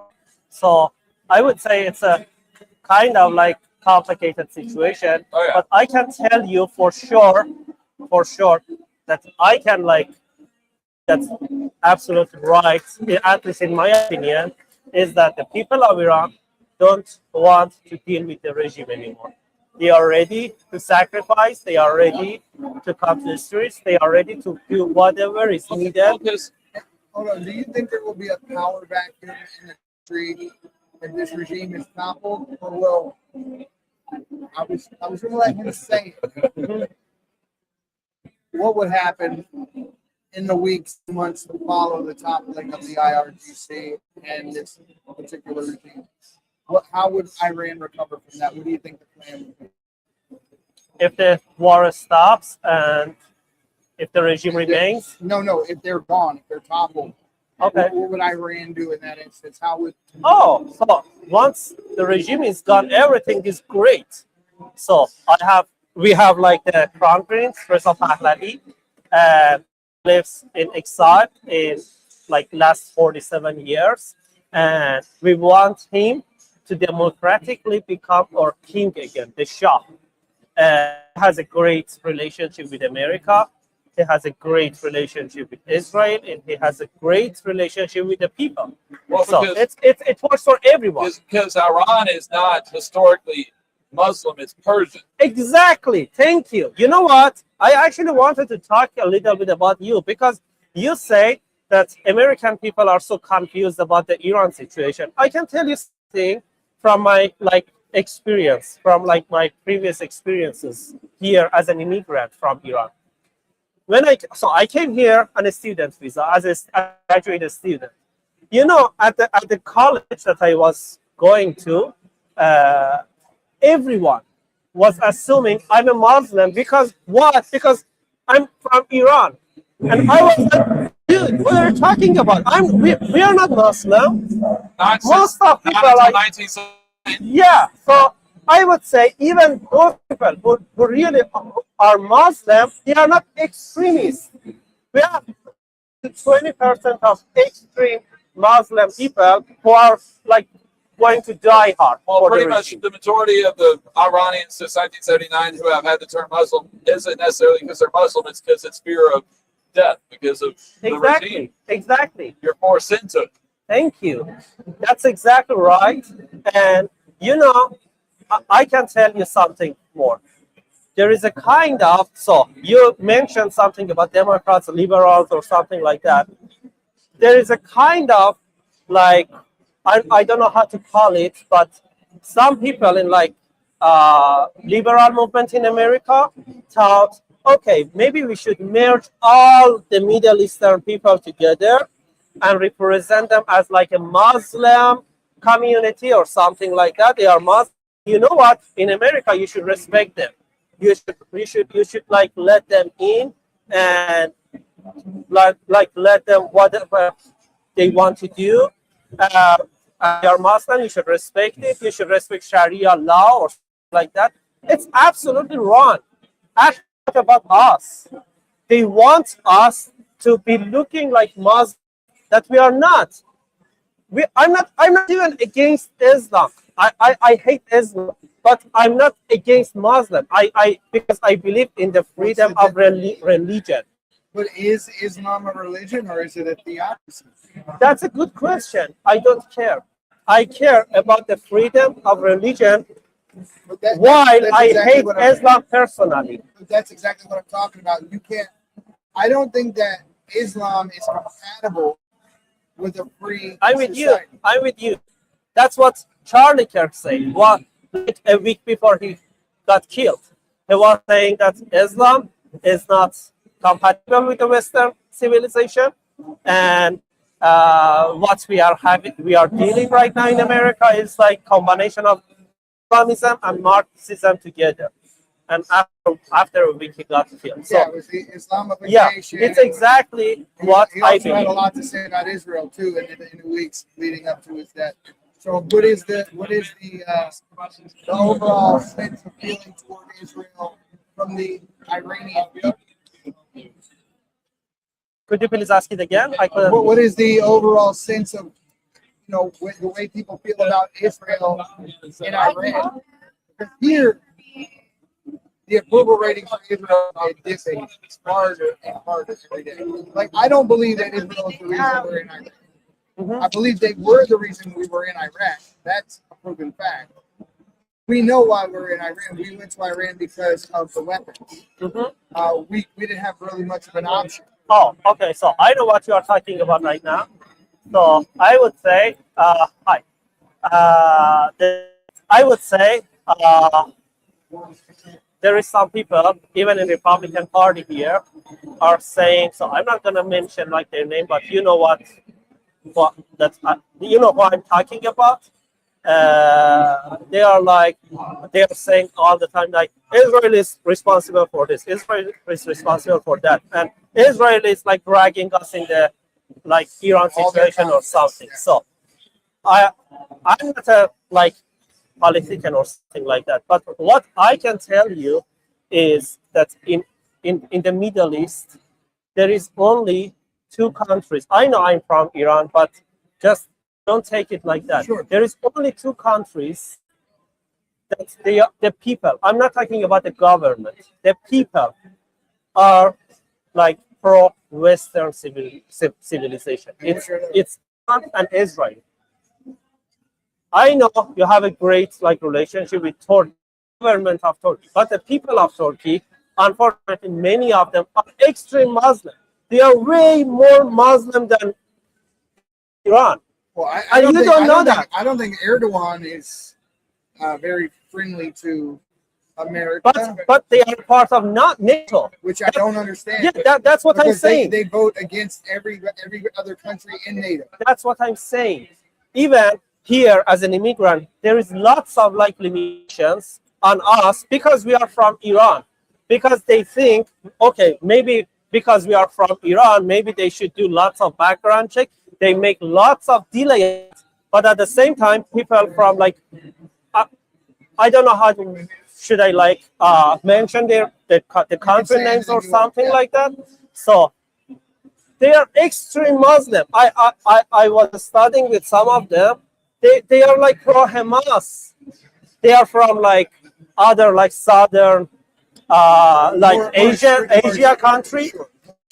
Yeah, they are pro Hamas. I couldn't even imagine that he's living in America. He's on a student visa and he loves Hamas. Well, Tom West is one of those people. He's a Democratic staffer. He fought to help keep the Taliban receiving millions of dollars per week from the United States. Tim Burchett fought very hard to stop this money. It seems as though we're assisting in our own downfall in this country. We have one of the freest, most accepting countries anywhere in the entire world. If the United States falls, the rest of the world falls. Absolutely. I'm with you entirely. I'm with you entirely. America is the last stand of normal life. Otherwise, the communism, the socialism will destroy all of the world. If you could tell Trump something, if you could sit in front of Trump and say, Mr. Trump, what would you tell him? I would say, President Trump, please just negotiate with Crown Prince Reza Pahlavi. He's not only a patriot Iranian, he's pro-America. He loves having a great nation, like Iran and America at the same time. He wants to have a great relationship with America specifically, as we used to have, like during President Nixon and President Reagan and President before we screwed things up. Yes. Yeah, I know. we were a great ally of America during like 1960s. Yeah, before 79. You know about F-14 Tomcat? Yeah. So there was only two countries having that, Iran and America. No other countries. And it was like F-22 Raptor that time. It was, and they are like so similar together. Like they are like to air, like perfect jets. So what I'm saying is that with having a great relationship with America, Iran can become the greatest ally again. You know what else? My people, including me, we love seeing made in USA. We love that. Why? Wow, we don't see that here. Because we love America. Because we love America. We don't. I don't want to say hate, but we extremely dislike China. Extremely. We love America. We love seeing made in USA. We love buying the like American products. We love that. We love having this relationship. You know what? I prefer buying something more expensive, but made in USA, not made in China. How long have you been here? 3.5 years. In the 3.5 years that you've been here, what is your favorite thing about being here? You can say whatever you want. Now, You can't do that not on other. TikTok, but Yeah. I would say this: if you could take some portion of, I'm not talking about the country, I'm talking about your country. It's America could benefit If you take something from the Iranian culture and implement it from American, you think that American should benefit from whatever. From my culture to America, I would say, no, my wife is American, so, like before that, they were thinking they have kind of lots of like cultural difference or something like that. Those kind of ideas. We didn't have as much cultural difference. We are family oriented. We value the family. We love freedom. We are an ancient hub, like civilization since like thousands of years ago. I know you guys are Zoroastrianism, Christian, Muslim. Before Arabs, Muslims invaded Iran, That's what people there was are talking about. there was two official religion. So Muslim, Christian. You know what? Have you heard of Clark, like the island that they were bombed? The second oldest church in the planet is located there since like 1800 years ago. Something like that. You can Google it. One of the oldest churches ever is located in Iran. Another one is in like the northwest. How many Christians would you say are in? Can't tell because once they say I'm a Christian, they get killed. Yeah. I was I like, tell you. Then you have different portions of Iran, different areas. And it's women, I'm just going by what we see. Women can get away without wearing clothes, but if they go into another area, they will. I've seen videos of women being thrown into banks because they didn't by other women who were converts. To be honest with you, I lived 29 years of my life there. I've never seen someone before I do. Seriously. you've never seen one. Not even one. I used to live in Tehran, the capital, but I've never ever seen anyone before like I'm sorry. Why For real. It's like people like that. I'm serious. It's not Pakistan. It's Iran. It's not Iraq. It's Iran. It's not Afghanistan. It's Iran. We see, I'm just showing you what we see on TV, what they show us. And then, are you sure this is absolutely Iran? Oh, yes. I'm Yeah. very Okay. confused right now. And we look at the pictures of the 70s where we see the women in bikinis at the beach having fun with the families. That's what the real. I'm not saying there is nothing. What I'm saying, I didn't see that because maybe I don't go to the event or something like that. Like see them. I mean, what's like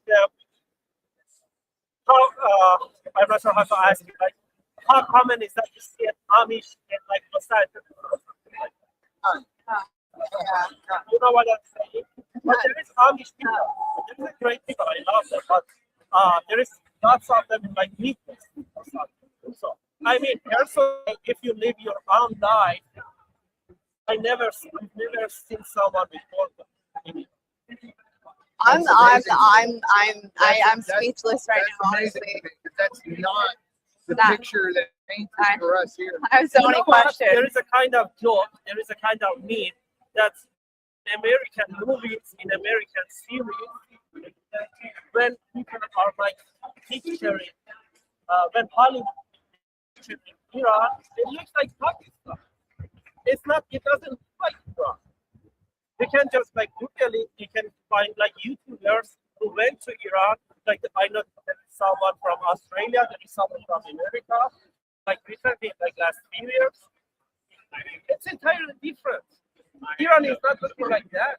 Have you been able to go home since you've been here? No, Your side. kind of, yeah. Yeah, I was gonna ask what would happen if you did.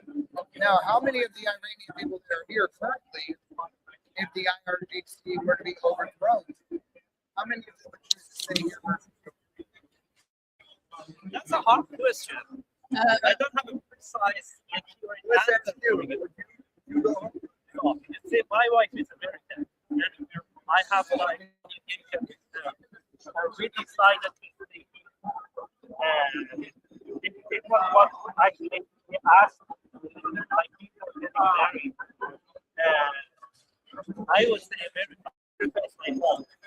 That's why What state are you in? I live in West Michigan. West Michigan. It's entirely different from the East side. Yeah, it's entirely different. But when people hear Michigan, they just Big Dearborn. yeah.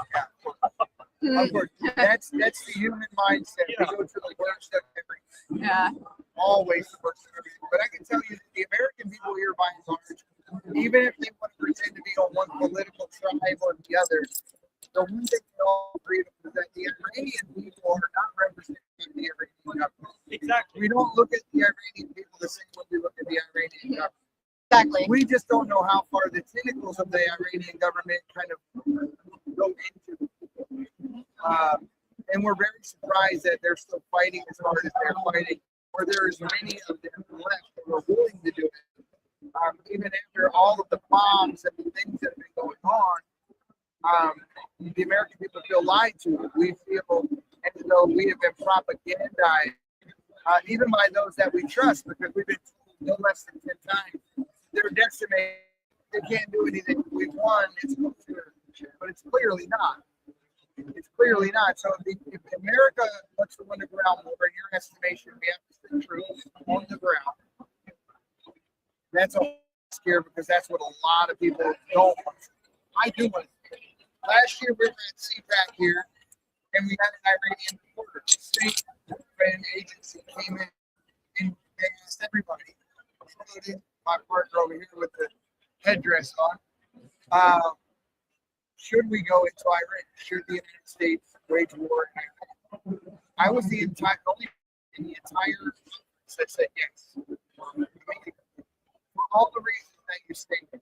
First of all, we owe it to Iran. We have debt that we should pay because the Shah is not there, and it's completely our fault. Thank you. I appreciate you for saying that. I'm so proud to talk with such a person with such a knowledge. I'm impressed to hear what you just did. Most of Americans don't know, or at least they don't want to take the responsibility. Thank you, sir. Okay, please keep going. I couldn't be silent. No, it's true. We caused it. It's the mess that we caused. It's the mess that we should clean up. And like I said earlier, if we leave that country and the IRGC is still in control, the American soldiers that lost their lives in effort to do what we're doing right now so far died for nothing. I seen a 4-year-old boy go up to his father's coffin in tears. I don't want that man to have died for nothing. I want the 32,000 people that were executed in your country, some of them in hospital beds, the champion wrestler that was doing the Park Square. Why? For what? If we walk away now, it was for nothing. So you couple that with the death of your country, for toppling the regime, chasing the Shah of the country, backing the wrong horse, and now the Iranian people are suffering. And it's just something that I think that America, if we have a conscience, it should be able, unless you're dealing with people that are completely self-absorbed and selfish. I can tell you, you are so traumatized with Iraq and Afghanistan. And the reason that those people don't like America, don't like any other non-Muslim people. So in general, Well, I mean, that is true. And in Iran, it's entirely different. Even Muslim people are like kind of like nice people. Like we can talk forever here. I have lots of stories for you. You know why? Like lots of people in Iran are Muslim. There is good Muslim people, and they are not real Muslim. And you know what? In Arab, like in Arab Muslim community, they don't consider Iranian Muslim as Muslim because they shape Islam in a nice way, in a Persian culture way, and they made it nice. So do they not practice jizya? I tell you, no, absolutely not. I mean, a real like Islamic, like extremist Islamic ideas is like, okay, if there is a war, you can go there, you can kill the man, and you can like take their wife as like as a host, as a slave or something. Which Absolutely. I mean, which is an Islamic dream. yeah. I mean, you can. I'm not saying never, ever, but maybe like those 10%, 15% of the population are thinking like that. There is another maybe like 25, 30% of Muslim. I would say we have like less than 50% Muslim at all. Let's say I gave you 80,000 troops. And I'm going to send them in on the ground. We already have air support. Our Navy's there. How long does Iran last? I'm not a military expert. That's a great question. But I would say what I can tell you, I mean, I'm here to tell you what I don't know. I say I don't know. I appreciate it. What I can tell you is that we extremely love America. We extremely love Americans. If you just randomly walk in the streets, you see lots of people with the USA. You can't find anywhere else in the Middle East, even with the Islamic regime, including me, like before I came here. We love America. What I can tell you is that whenever like the troops are getting in, like the streets of Tehran, people are coming to welcoming them with greatest food in the planet ever, Persian food. That's what I can tell. So you came here from Iran. You didn't come straight to the United States. Did you come straight to the United States, or did you go to another country first? Yeah, just another country. So, you know. How hard was that for you to get out of your country to that other country? Was it hard? Did it make it No, difficult for you? not really. Actually, the regime wasn't that much mad just for us to leave because that's less like people who don't like the regime. Less resistance. Yeah, less resistant. Something. Yeah, that's a great like statement. Yes, they are not that much sad that we leave the country because if we stay there, we are a kind of trouble, and they have to get rid of us. So it's kind of like that. But you asked a lot of questions and great questions actually. I'm so impressed with you, and I'm gonna like follow your podcast or like programs you make afterwards. But I want to like tell you something that I really suffered, and it's not fair. Several months ago, actually before, like in the summertime, we want to stay in West Michigan with my wife, and I got my master degree in cybersecurity, and there wasn't lots of jobs over there like available, and the only like I would say easy option for me it was joining National Guard. So I took the test, I got 66, which is like above 65, and I'm eligible for anything I want to in the National Guard. And I want to serve my service in this country, which is my home now. So I applied for my green card. So you need a green card at least to join National Guard. So I applied for my green card, the still pending. And if you remember, it was exactly right before Thanksgiving. A Muslim Afghan guy killed National Guard in the Washington D.C. Yeah. And after that, USCIS, like the immigration department, put a pause on like 13 countries, including Iran. Yeah, they blacklisted. Yeah, and it's like unknown time. And I don't have a work authorization yet. I don't have a green card yet. I wanted to join National. I don't want to kill them. I want to serve my service to them. You know, we often stated that a lot of people that come to this country get what they get for free. And as an American, one of the things that bothers us is that our grandfathers, great grandfathers fought wars to free the country. First, to have the privileges that you are enjoying right now. So a lot of people in this country feel that a pathway to citizenship should be earned through exactly what you're saying, through going and having skin in the game, if you will. going and putting yourself at risk, serving the country, doing something. I'm an American. I stood up for America. I was willing to bleed for America. And as a result, that should make me as American as anything. Because as Americans, Americans are not white. Americans are not black. Americans are not brown. America is an idea. It's an idea. And right now, the war that we're fighting is a cultural war in this country. And that culture war is to make sure that we continue the ideas, the heritage, and the history that the left is trying to strip from us and redefine. And they stand up for the most abhorrent things. They invent their own idea of what's good, what's bad, what's right, what's wrong in their own minds, and then they use it for everyone. So I would liken the left a lot to your Iranian regime now. Maybe not the same tactics, maybe not the same religion or the same belief in exactly the same way, but they definitely go about it the same way. You can't disagree with them. They'll cancel you.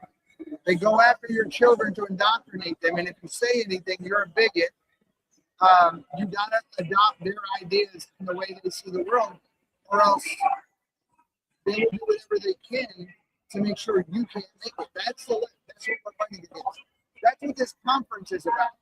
It is about the idea that we want to go back to the America where you can disagree with me, I can disagree with you, I can shake your hand, you can shake mine, we can disagree. We can sit down at the dinner table together, we can have Thanksgiving together. All the things that we used to do in the 70s, 80s, and for some reason now. Maybe after Barack Obama. Yes. Yes. Yeah, I Yes. know about that kind of history here Yes. a lot. So like with my father-in-law, there's like an absolute like patriotic American. He loves Trump. Like he's a Trumper.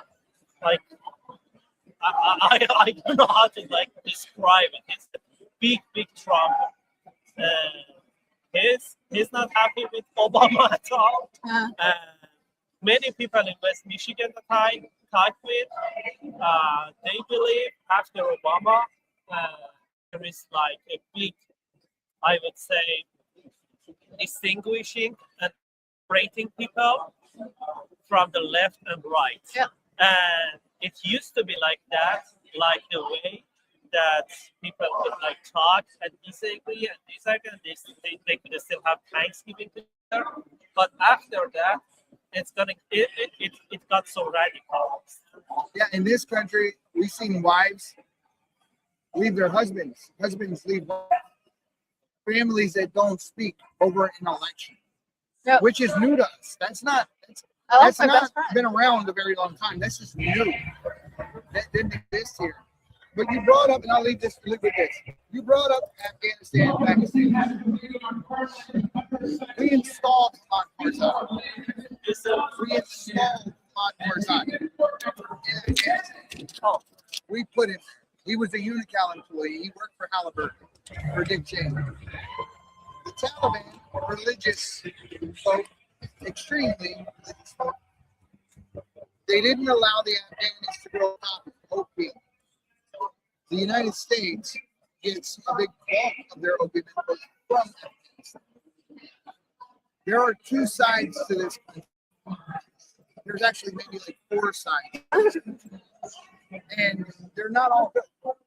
They're not all good. The movement that you see burgeoning in front of you right here is a movement to get America back to what our founders intended it to be. And that is a movement where we want people here who love America. We want to be American. We want to assimilate to our ways. Simple. So let me ask you, you've been here 3.5 years. Do you see yourself assimilating to America? Do you see yourself becoming more American, adopting our holidays, our ways, our... My wife is American. Isn't there anything What's your bigger than that? No, What's your favorite American dish? Ooh, good That's question. a hard question. It is a I hard love, you know, we have the best food ever. You know what? I'm so patriot on like for food over everything else. If you ask me, okay, what do you have to like to provide to implement in America? I would say food. But for the food in America, I love mashed potatoes. Yeah, I Mashed love mashed potatoes. potatoes. I love that. I do Thank you so too. much Yeah. for taking the time, brother. You're welcome. Thank you very It much. was so nice to meet you. It was absolutely my pleasure to talking with you. And I would say America needs lots of people like you because I Charlie Kirk before at the Yeah, MSU. Charlie was a big help from the beginning. Oh, that's awesome. So I was a big fan of him. And if you remember, like he was against kind of like he was against like regime changing in Iran for some reasons. And he was always like, prove me right, prove me right. I want him to prove him right. I don't have the opportunities that with Iran, with a free Iran, there is lots of opportunities to make such a great relationship. And you know what else? I just have something else to tell you. Do we have time a little bit more? There is another thing that make all these like propagandas against you to know the truth about Iran. And you just see that like you see some like hints. Okay, Iranian people are not looking like the government, so it doesn't make any sense. But you don't know. You don't know why is it like that. You know why? Because of the propagandist people came from the regime to here. So there is kind of like if I like tell you the name of them, so they can like sue me or something. But we hate You can them. tell me off camera.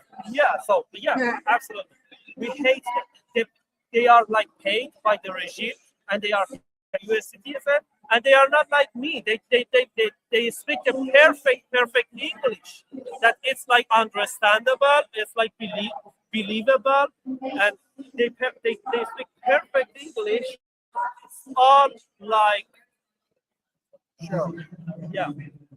Awesome. I Well, mean, then, guys, that was amazing. We're going to take a quick break and do a changing of the guard, and we'll be right back. Thank you so much for talking with us.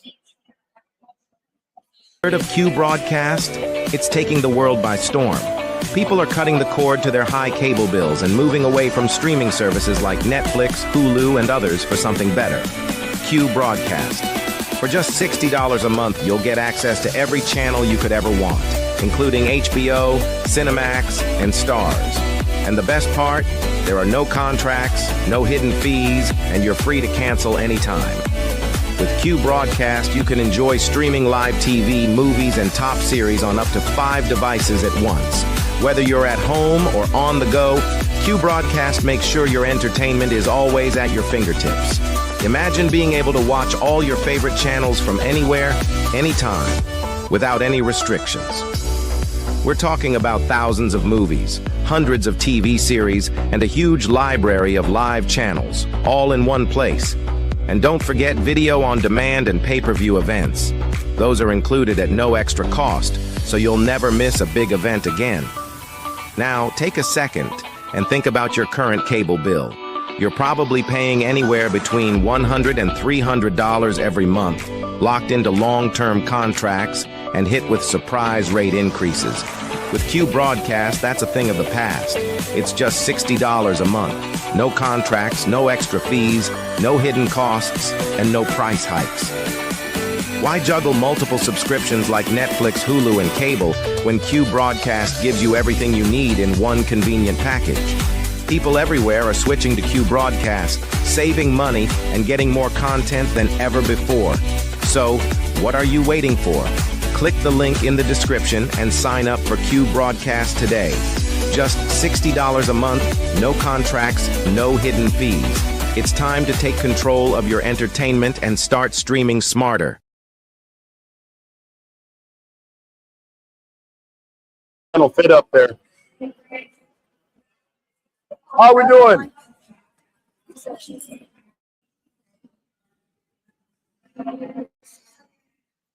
Rob jockeying? Pretty much. So I just got through making a pass. Lindell's booth is still nuts. But now we're starting to get inundated with the female performers. are you talking about? The female stars. What? I So understand we, what you're saying. yeah, but we like have. what? They're walking around. Oh, they're here? Yeah. No way. No, not prostitutes. Porn stars, actresses. Here. Yeah, Why? I don't know. So when we met the one, What? It's to crash this and make us look awful. Oh, That's why. my. We don't have men that have porn stars. We don't do anything. No. We need security. This is Well, a problem. I know that they were heading out. So I think I seen SWAT and we're heading out. So I think that's already been taken care of. But I mean, I know yesterday we seen one of the January 6th. We seen one of the January 6th guys. What was it, Madman, running around with the. So the one we seen earlier that wanted the pictures with DJs. That's what that was. She's a playmate. She's a playboy. Yeah. So Poor Lynn. I'm sorry. She's innocent. The rest of us are dirty bastards. Yeah, you're right. You immediately saw that. Well, they had it out. So But it's too late if they came for that, and that there's already been pictures and videos. it doesn't matter. I mean, they can support the things we support, even though we don't agree with what they're doing. I mean, it's the reality that they're here. but that doesn't mean that because it's still unusual for them to be at a CPAC. That doesn't. I don't know. I don't know that it would be. I mean, it makes sense. They would get a lot of attention. Unfortunately, contrary to the way some of us think, I'm sorry. Yeah, I see. This is a 5-alarm. This is a 5-alarm fire to me because of infiltration. You know, just infiltration that people have. You know, they're trying to destroy what we're doing. I don't know that. How do Again, we I know didn't when see we're him do live? anything. Could we be talking here? Being heard? Oh yeah. Are we live now? So I didn't see him doing We are? anything inappropriate. I didn't actually see him doing. One of them is actually with the child. So I didn't see there. I assume it's their child. I don't know. But I didn't see him doing anything inappropriate. And if it's a big event, if they're in this area, this is a big event for them. So it would be an opportunity for them to get their name out, especially if they're not quite relevant anymore. Just to be seen in public, you know. People are funny like that. Just shouldn't have told you what I saw because now I got two women over here judging me for it. No, we're not judging you. So here's where my mind goes. Yeah. So if there were a porn convention, I, as a godly Christian woman, would not step foot in it, nor bring a child. So this doesn't make sense to me. There's so much going on that's trying to make us look bad, make the conservative party look bad. In reality, though, they can vote however they want to. They may realistically. But you're not seeing it. No, I see what you're saying. I'm just not necessarily. And he's doing it in the polite way. You are so polite. He is doing it in the kind way he has. He's trying to honor us as women, but he's disagreeing with us, and he's doing it very well.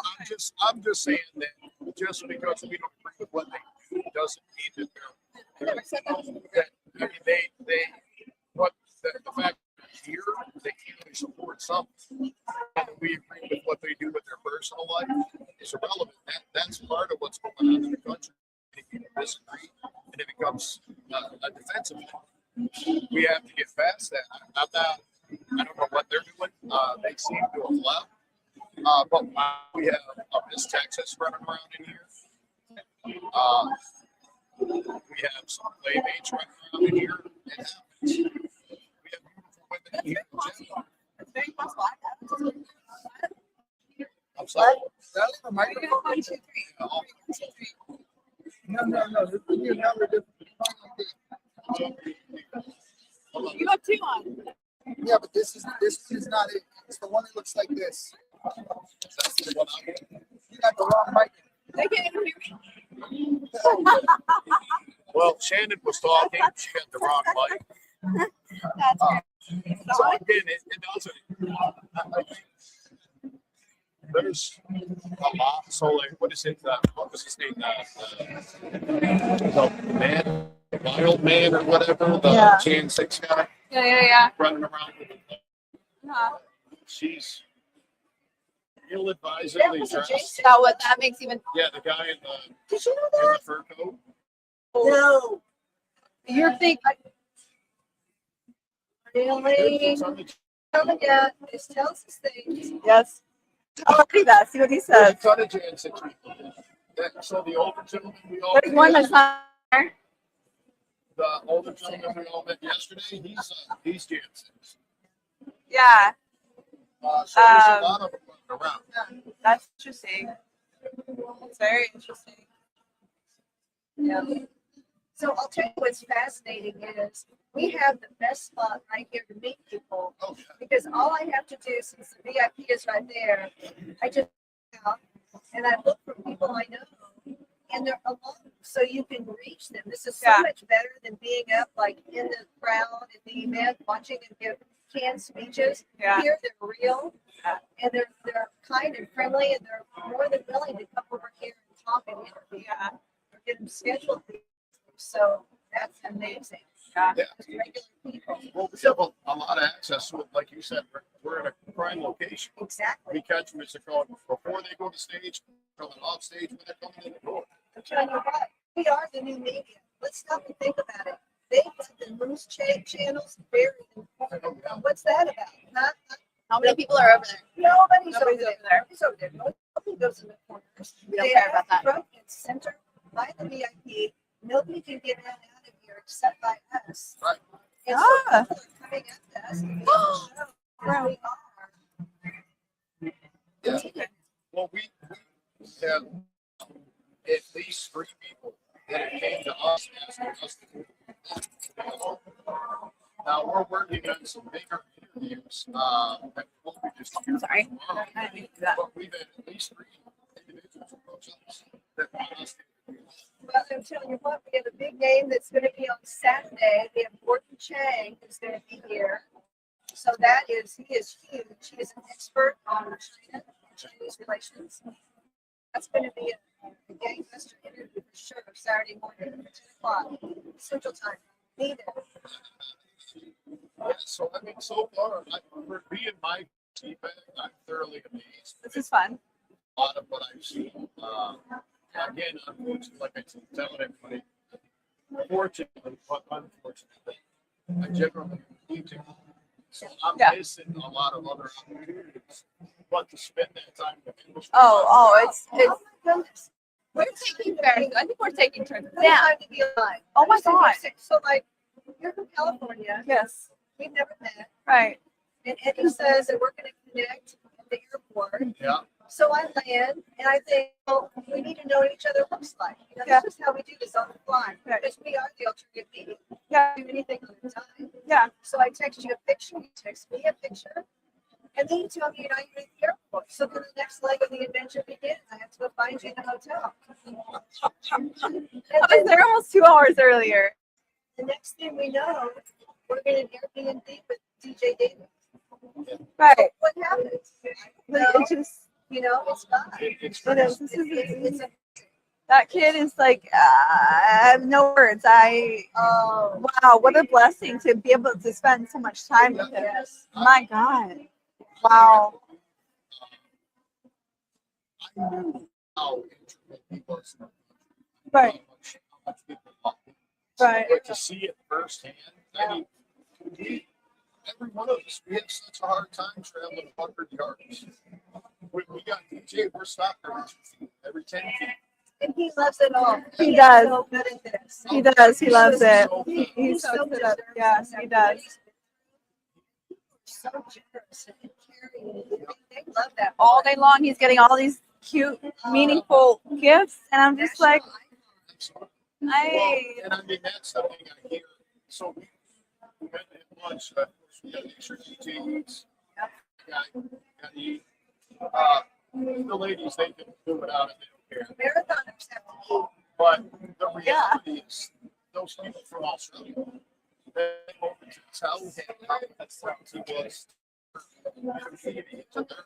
to the Australians. That touched my heart. hear other people in other countries horrific things right now that we may soon face ourselves if we don't straighten up. And to hear how much he means to them and how much he represents them, it's touching that all of us have the opportunity to be that close to them. That's right. Yeah. Absolutely. You know, Absolutely. when I say fortunately, but unfortunately, I'll straight. It is hard to go anywhere with these. You can't get like 2 feet without somebody It stopping takes to us- take pictures. It takes us hours to get out of here. But you know, it's the, yes, people approach him, but he goes out looking for people too. He does. Oh, He yeah. does. He does. And it's not just the pictures. Let me tell you something. You know that table at the end that he got up to go to? That table, I went over there with him. The CEO of Neuralink wants to interview me tomorrow. We were talking about that. The CEO of what? Neuralink. What do you mean Neuralink? Do you mean the Matrix Neuralink? Look it up. It's a huge. I know what Neuralink is. So, yeah. Neuralink is, now, you can go down, you know. I know.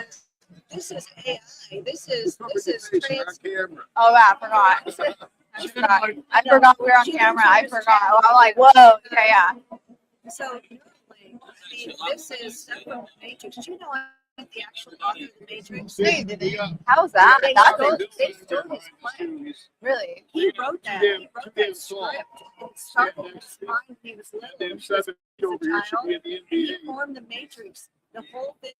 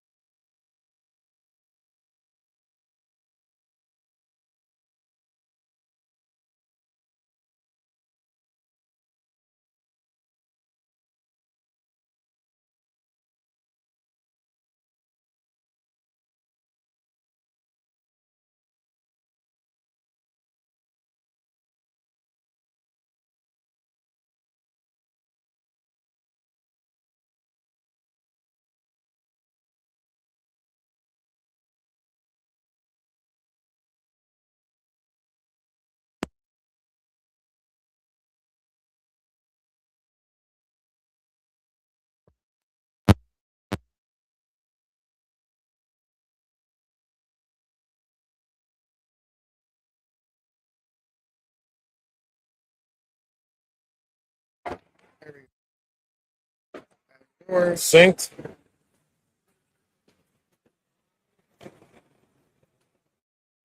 There it is. All right, it's almost becoming like a damn annual ritual Yeah. to get an Enrique Tario view. Last time I was the same place you were wasn't physically. We were in the space together. You were doing an auction. Yeah. How'd that work out for you? It worked out pretty good. I've done 3 so far. We're working on a 4th. And this year, the next one's going to be Rachel Powell. Jay Sixter, her house burned down.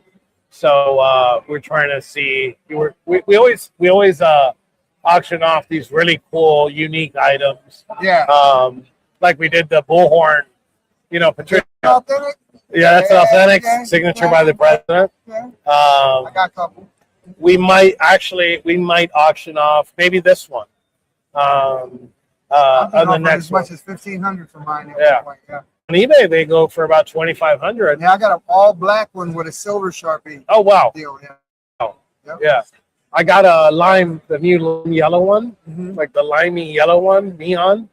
I got one of those signed, so we might do that on the next auction. Again, the money goes directly to them. I take no money. The auction winner contacts the beneficiary directly, and by whatever means, whether it's Zelle, Cash App, whatever, pays them directly. That's awesome, dude. I mean, it's so cool because it's not the image they paint of you, right?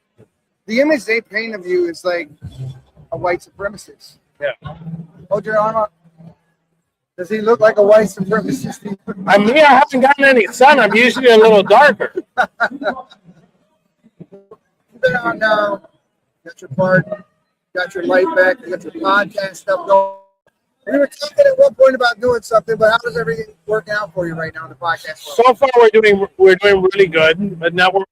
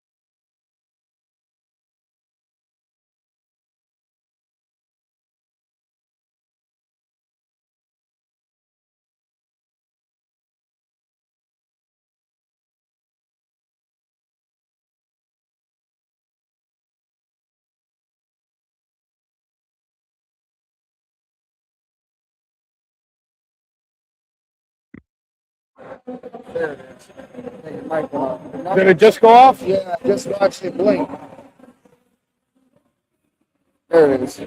So, yeah, no, America has been asking the same questions.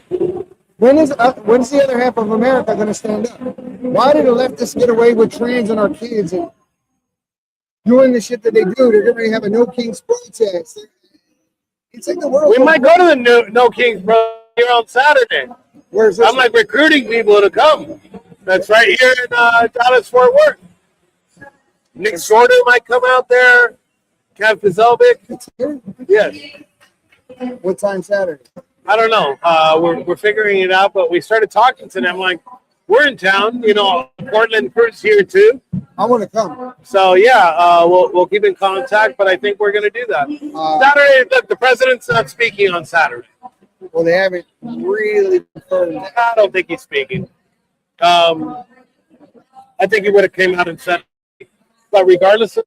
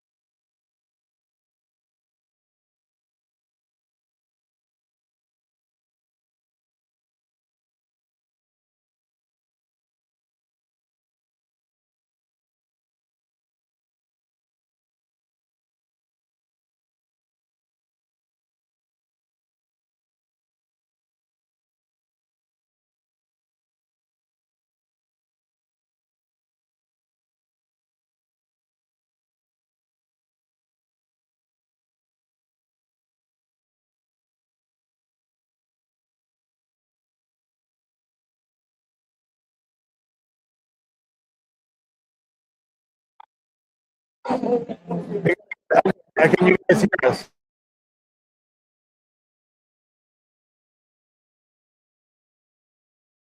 That's something in here, but no, the mics are on. We're good. All right. I don't know what's going on with the technical difficulty BS, but yeah, we're good. We're green. Testing. 1, 2. We're good. So yeah, Saturday, No Kings. I'll bring everybody with us. I've been wanting to get into doing something like that. It's not as eventful here as it has been in the past. This used to be the all-star of conservative politics.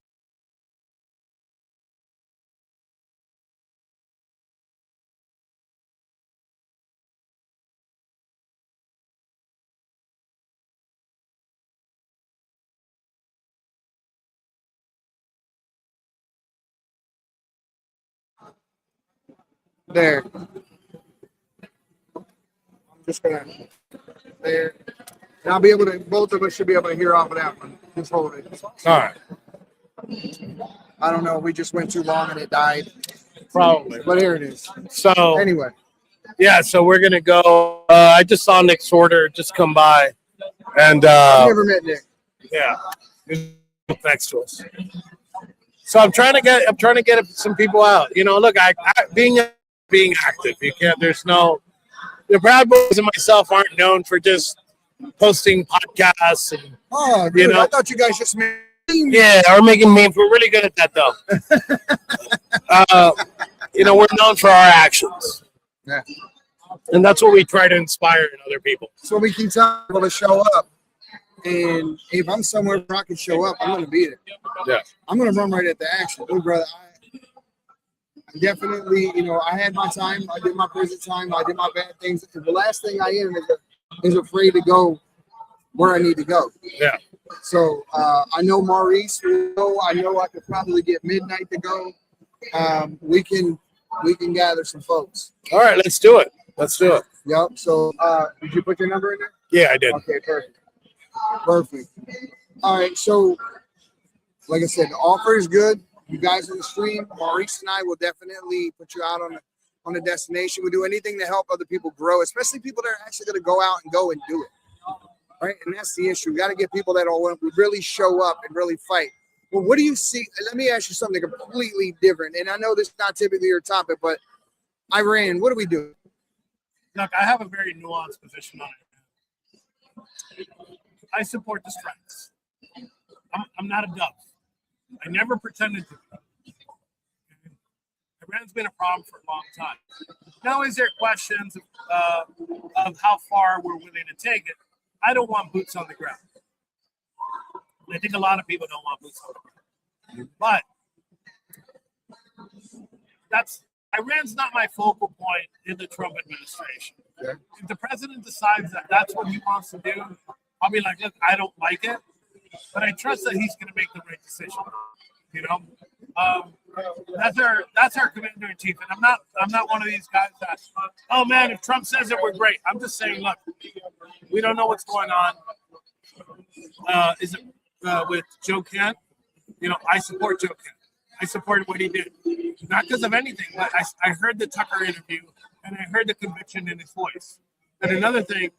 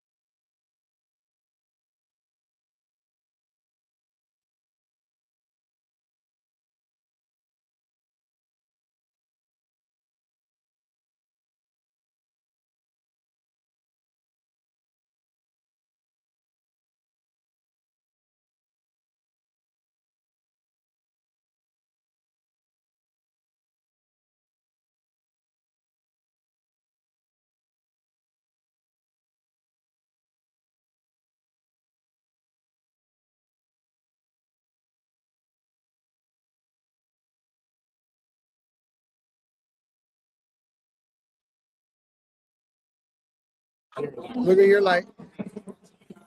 I don't know why this is going out because they ain't gonna be able to do that. But I'm gonna pull this one out too. We need to get you some DJI mics. I have them over here, but there are only two in the adapter for the computer. So testing. So I don't care about the fucking TMZ shit going on Twitter right now. I don't care about the TMZ shit going on Twitter right now. Oh, I don't like this guy. It's all personal. Loomer's beef with Tucker is personal. It's been personal for a long It's time. personal. I think this is exactly what you said. She's an agent of the country she's representing, and she's getting paid to make sure she makes those statements.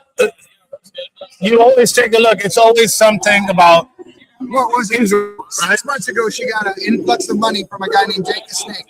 $15,000 donation. She almost under. She made this big post. Thank you. Then she came back after she went to Israel.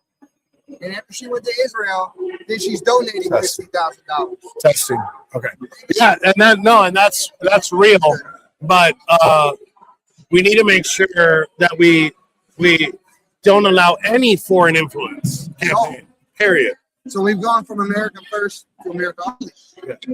And I think that's where we all stand. We saw this with the Tea Party movement.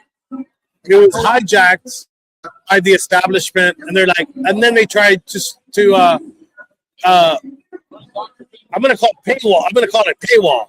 They tried to paywall all the people that originally started it, and that's the same thing that we're seeing in the movement, right? The difference is, Trump is part of this movement.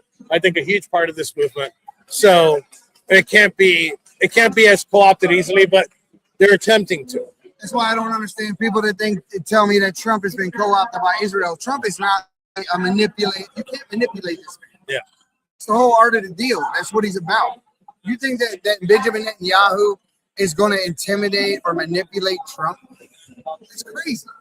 It's crazy. It's not that I agree with what Israel does. I don't agree with, take out an entire country and wipe out everybody in it and turn it to rubble and call it I'm defending myself. I don't agree with it. Joe Kent sent something really interesting on that Tucker interview that I didn't see. Destabilizing Iran completely is not a good idea, because then the warring factions take over, right? It's a power vacuum. And usually in any other geographical location, that might be all right. It doesn't matter. But with such access to the Strait of Hormuz, some of these warring factions might want to continue attacking the shipping. Ready to step in. I don't think it'll be a power vacuum. Yeah. Because people are still looking. So if we topple that regime, I think it'll be a. But I mean, there's another situation: is the IRGC is extremely, extremely powerful. Yes, and we lied to about that. And any that we put in there, they're going to be against. So that's going to be an issue. Again, there's too many possibilities here to sit here and say this is going to happen or that's going to happen. I let the president decide. I'll let people with more information and knowledge on the situation than me make it. I can disagree with the president. At the end of the day, I still support him. I disagree with my wife sometimes. I still support him. And you don't expect to agree with the president more than you agree with your wife. Exactly. So that's where I'm coming from. Thank you, brother. Thanks, Rob. Let me get these back in here. Hey, guys. Hope to see you on Saturday. Yeah, we'll be seeing you. Thank you, bro.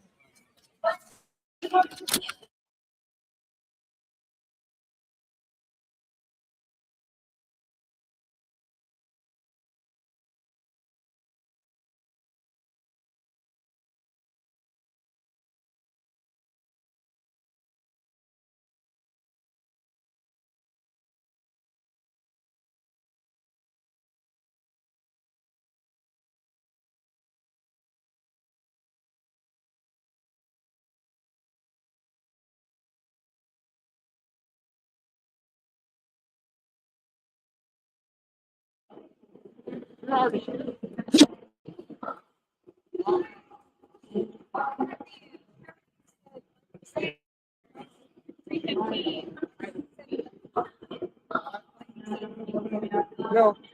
these are mine.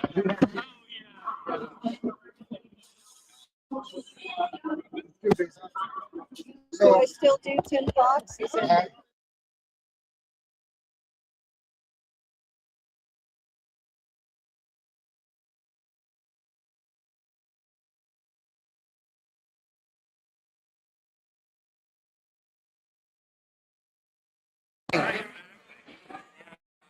What time is it right now?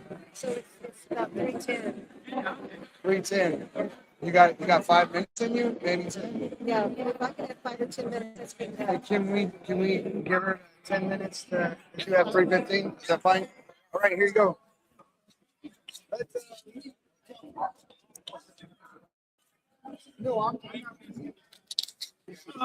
Did he give you a mic?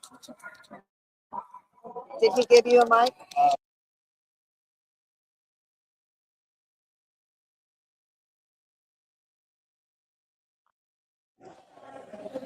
Matter of fact, I'm totally live right now. So, Tim Fox, Victory News. Yeah. God bless you. It is an honor and privilege for me to have you on the show today. I say to Victory News, I was telling you that backstage on the show, I was sharing after J6. God said, Glenn, I want you to watch Victory News. And I'm like, what's Victory News? And I'm a fan of yours. I'm a huge fan of yours.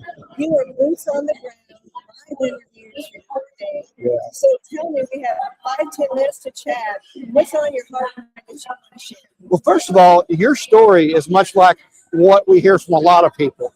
The fact that in 2020, a lot of people were disenfranchised, disgruntled about media coverage. They felt like there was really no good coverage for conservatives. Even the so-called conservative networks really weren't conservative.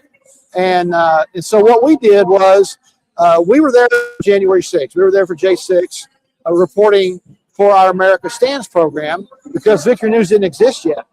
But Victory News was born out of J6 because we saw need. We heard from a lot of people, look, you guys speak the truth. We love what you do. You're the only source of truth that we can find. And so we started Victory News, which is news in the spirit of faith and with a biblical worldview, which obviously you're not going to find very many, if any other place. So it's been a journey. Yeah, we just celebrated our 5th anniversary in February. We went on the air in February of 2021. So we've been on the air 5 years now.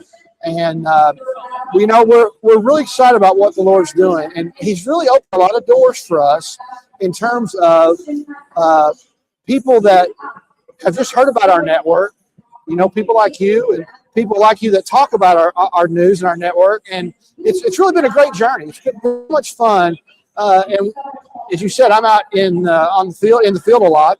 And I'm out in the field, I meet a lot of people. And it's one of my favorite things to do because everybody has a story, and most everybody loves America.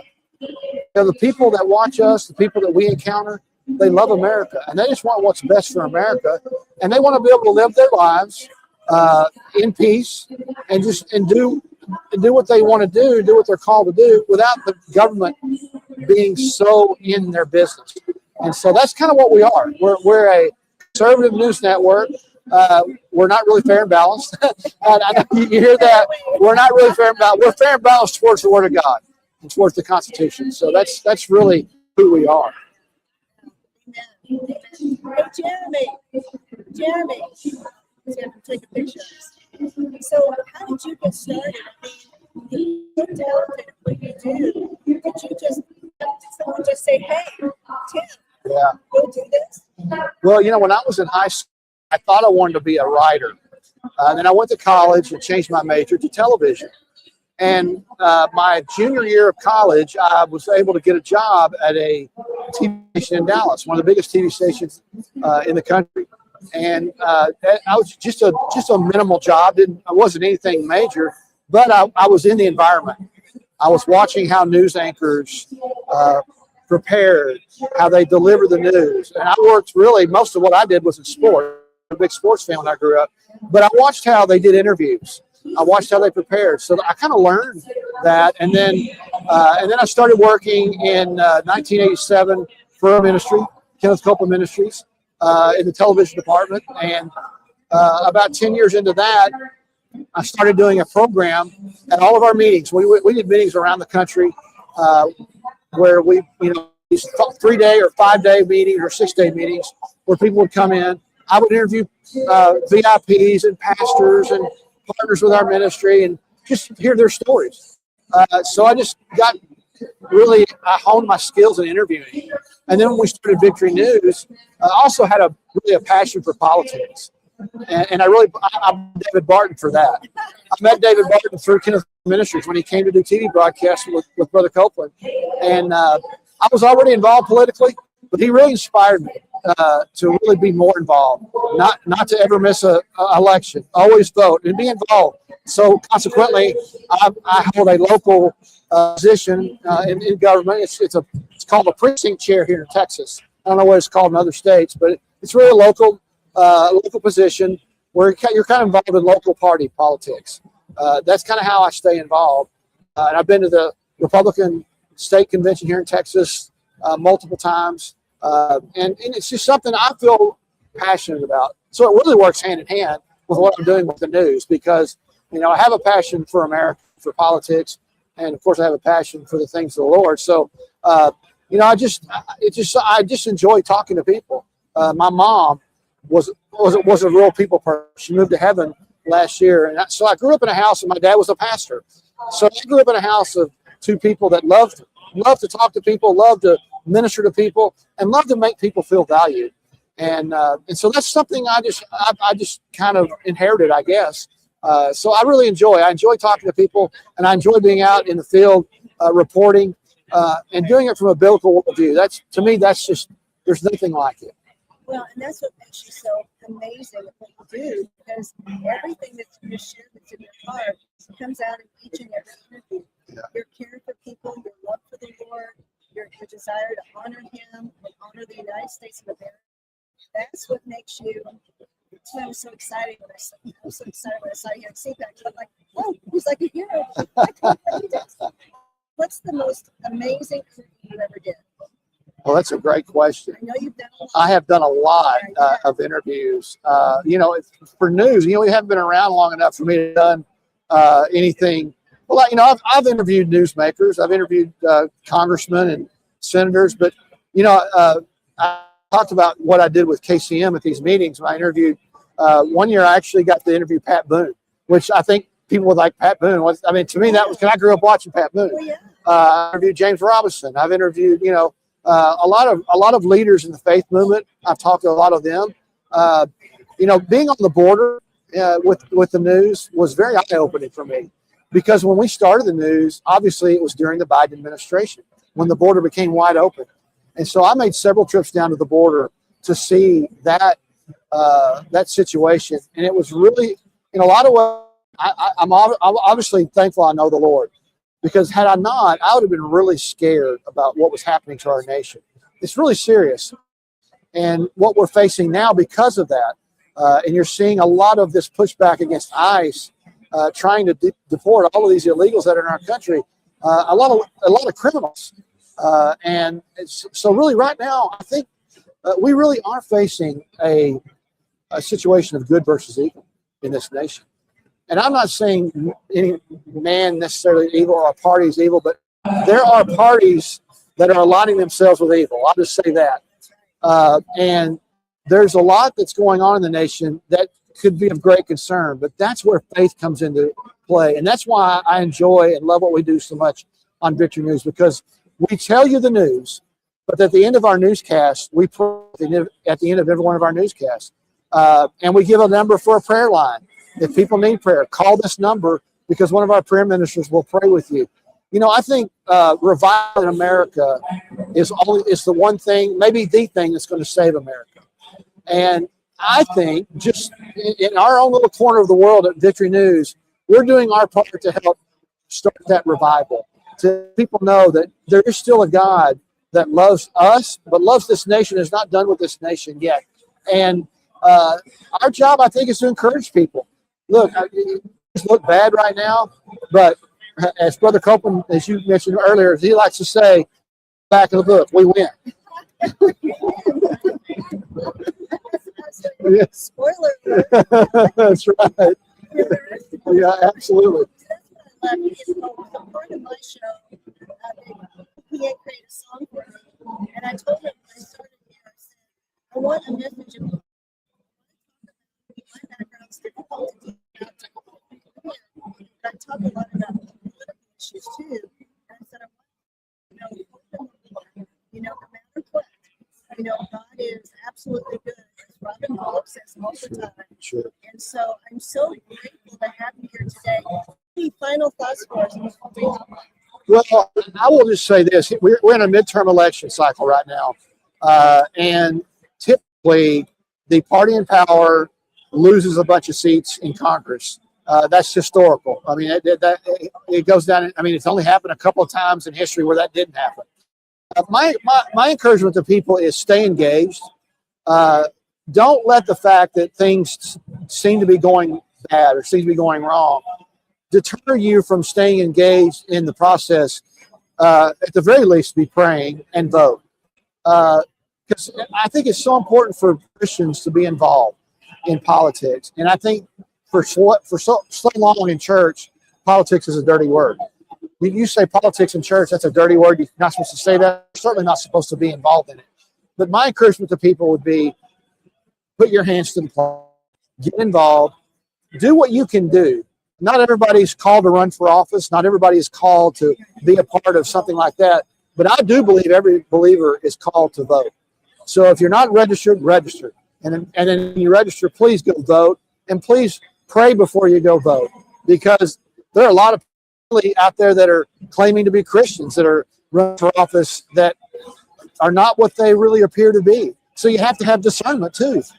Unless you have a relationship with the Lord, you're not going to know how to discern whether or not people are really who they say they are. Well, God bless you so much. Thank It's you. an honor and a joy. I'm not kidding you too. Thank you so much. This is My my most pleasure. fun part of the whole convention so Thank far. you. So God bless. Thank I know you. you're doing more shows today. Yes, ma'am. So I encourage everyone to listen to govictory.com as the website. Govictory.com. Channels and Yep. news. God Yep. bless. Bless. Thank you. You're really good at that. Thank you. You're really good.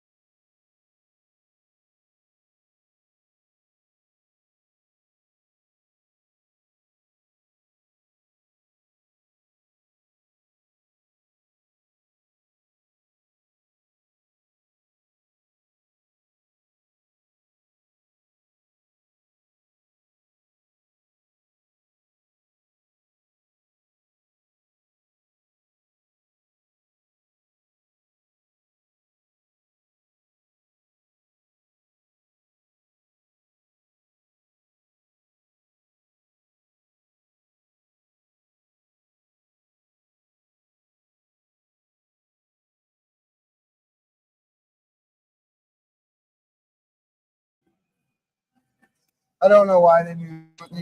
All right. Get over here a little closer too. So, guys, this is Ryan Walters. If you don't know who Ryan Walters is, he's the guy who brought God back to the Oklahoma school system.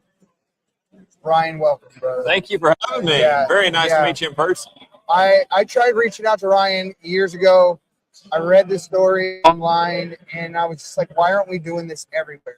So why don't you tell people what you did exactly, what you walked into, and what inspired you to do this to begin with?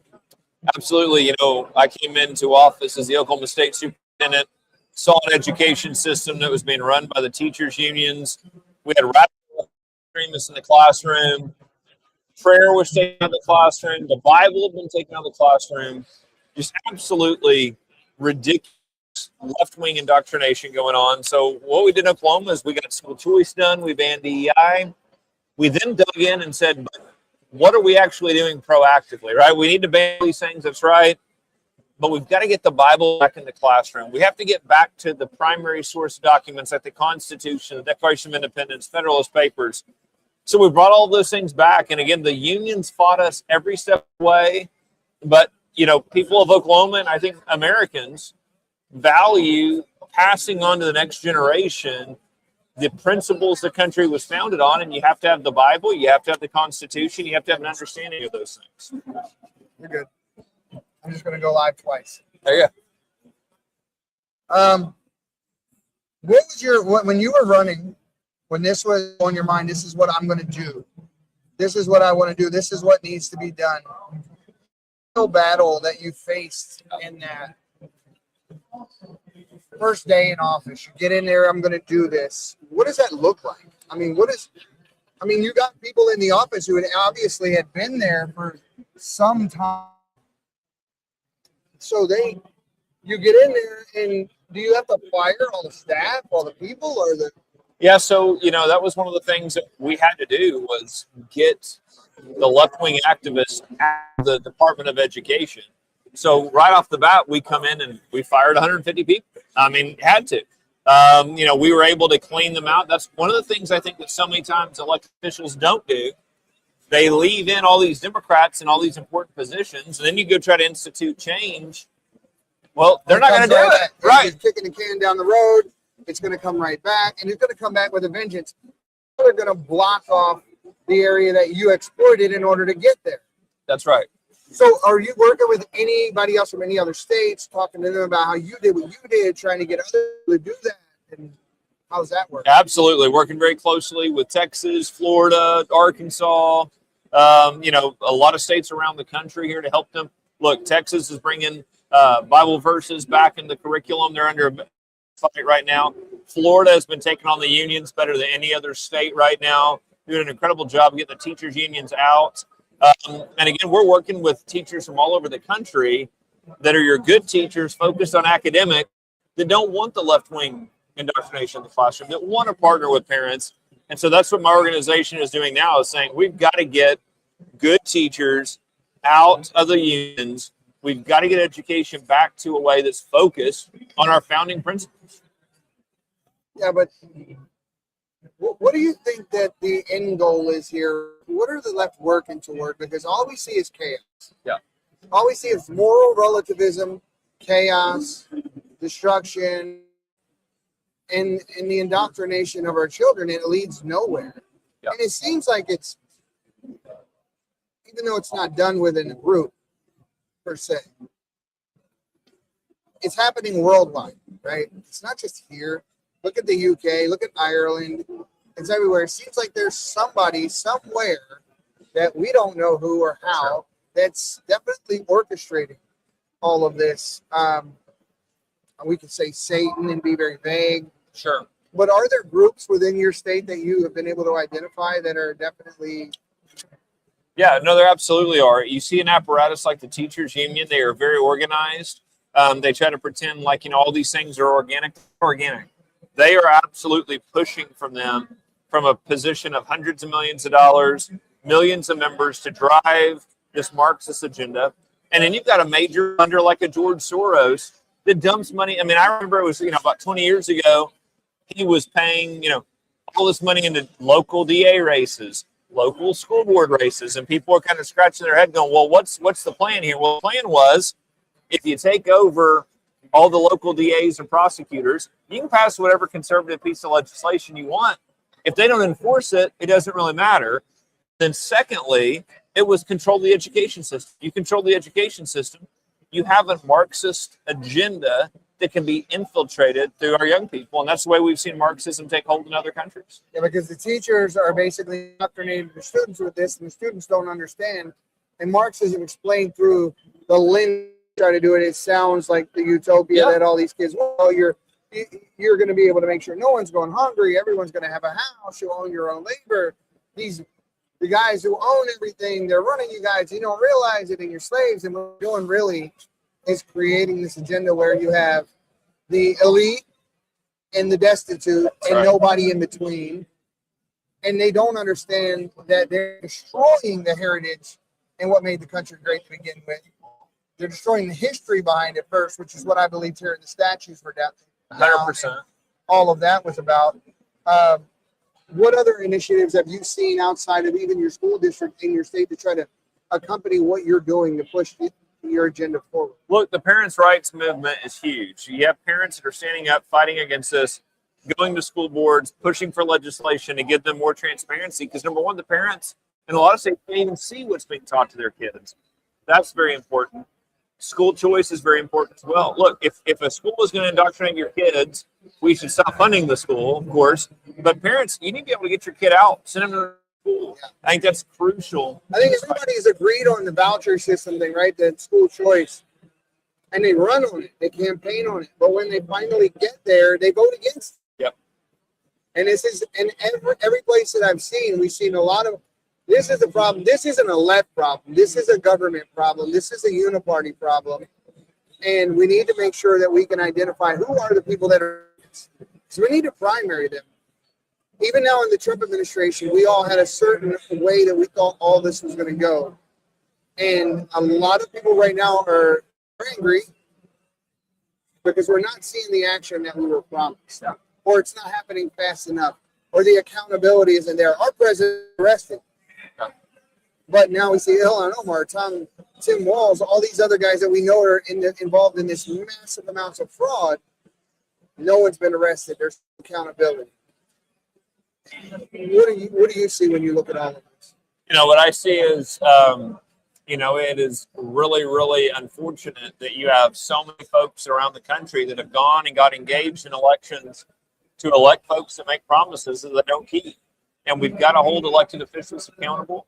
Yeah. And we've got to look at these groups that, again, I mentioned the teachers union. They have an unlimited supply almost of money that they're able to, even if we lose the election, we're going to go meet with the elected official in a few weeks and we're going to tell them, hey, if you don't do what we say, we're going to bring out, thousands of our members come protest against you. We're going to spend millions of dollars against you.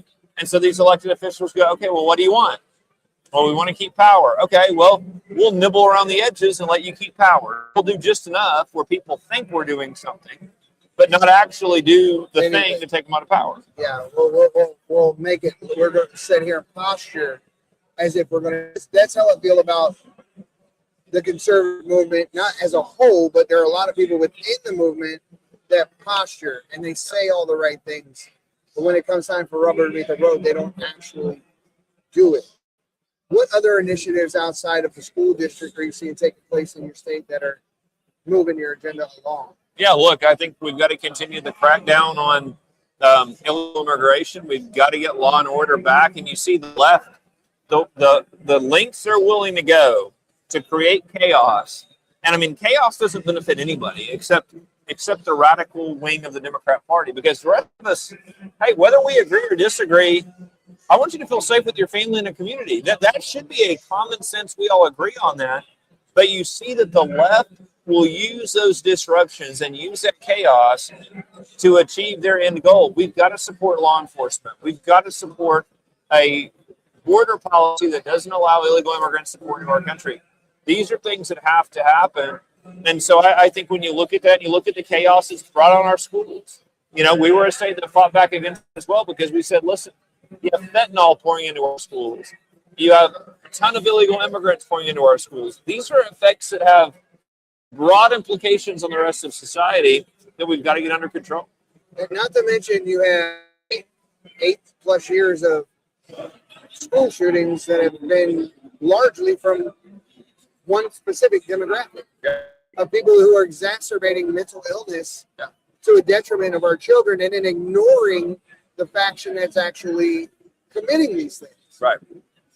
Like in Nashville, we saw that in Minnesota, Philadelphia, there have been a litany of these things. And so I see what you're doing is much bigger than just the education system. It's a safety issue. It's a mental health issue. It's fixing families. It's fixing your community. Are we going to see any other kind of political run from you? Right now, I'm going to keep the focus on getting our schools back on track, making sure education's in the right place. And look, it's going to have the biggest impact long term. And look, the left understood this. They took over education institutions decades ago, and they knew that's the long game here. If we indoctrinate kids, we might not win the election next year or after, but give us 20 years and we will control so much of society and thought of the next generation.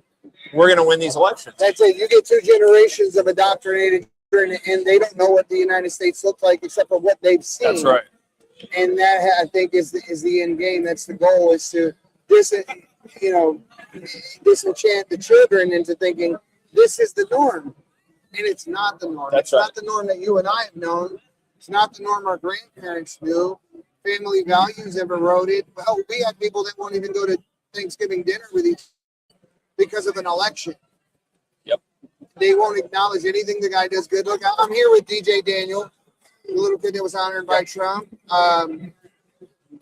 They couldn't even find it in their heart to stand up and clap. Yeah. And that's where, if we don't turn this around soon, we lose society, we lose this country. And that's where we've got to get back to teaching our history in our schools. We've got to go back to teaching American values in our schools, where they came from. It's so important, or you won't have unity. You won't have an ability to move forward in a way that's peaceful. Look at Charlie Kirk for wanting to have an honest debate.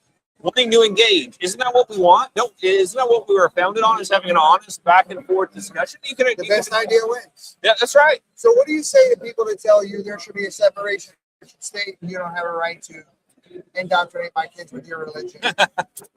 Well, understand that separation of church and state is not in the Constitution, not the Declaration of Independence. That our country was founded on Judeo-Christian values. You can see the Christian values. You can read it in all the letters from the founding fathers. You can see the influence. That's history. Now, if you don't like it, you don't have to like it. But that is American history. And what we've allowed is the left to so warp things that, yeah, if you went out and polled people, would think that there's a phrase in the Constitution that says there has to be a wall of separation, church and state. That is not in the Constitution. So you've got a free exercise clause. You've got the establishment clause. It was a letter written. It was a supposition in a letter, but it's not law. And they like to quote it like it's law. And kids should read the letter. Read the letter from Thomas Jefferson of the Danbury Baptist. Look at the context of why he wrote it. Look at what he was talking about. But what we've got, our education system has been so watered down, so full with indoctrination. Kids don't even read the letters or the documents that we're talking about. That's why it's so important to get it back to school. Now, I don't know if you know this stat, but I would love to know myself. Has this resulted in an uptick in people returning to church in your state? Yeah, look, I believe so. I believe, we've got some numbers around, especially after the absolutely sickening assassination of Charlie Kirk. I think it really engaged people in a way of, we need to do this now. We need to be re-engaging in our faith. But, I think that long-term, bringing the Bible back to the classroom, bringing prayer back to the classroom, I think we're going to see those impacts. Thank you. Appreciate you, Keep brother. up the good fight. Thank you, sir. That off you? Thank you for having me, brother. I sure appreciate it. Yeah, I would sure like to carry on this on a full podcast. Do you have a card on you? I do. Let me. We'll stay in contact and let us come back on. Heard of Q Broadcast? It's taking the world by storm. People are cutting the cord to their high cable bills and moving away from streaming services like Netflix, Hulu, and others for something better. Q Broadcast. For just $60 a month, you'll get access to every channel you could ever want, including HBO, Cinemax, and Stars. And the best part? There are no contracts, no hidden fees, and you're free to cancel anytime. With Q Broadcast, you can enjoy streaming live TV, movies, and top series on up to 5 devices at once. Whether you're at home or on the go, Q Broadcast makes sure your entertainment is always at your fingertips. Imagine being able to watch all your favorite channels from anywhere, anytime, without any restrictions. We're talking about thousands of movies, hundreds of TV series, and a huge library of live channels, all in one place. And don't forget video on demand and pay-per-view events. Those are included at no extra cost, so you'll never miss a big event again. Now, take a second and think about your current cable bill. You're probably paying anywhere between $100 and $300 every month, locked into long-term contracts and hit with surprise rate increases. With Q Broadcast, that's a thing of the past. It's just $60 a month. No contracts, no extra fees, no hidden costs, and no price hikes. Why juggle multiple subscriptions like Netflix, Hulu, and cable when Q Broadcast gives you everything you need in one convenient package? People everywhere are switching to Q Broadcast, saving money and getting more content than ever before. So, what are you waiting for? Click the link in the description and sign up for Q Broadcast today. Just $60 a month, no contracts, no hidden fees. It's time to take control of your entertainment and start streaming smarter.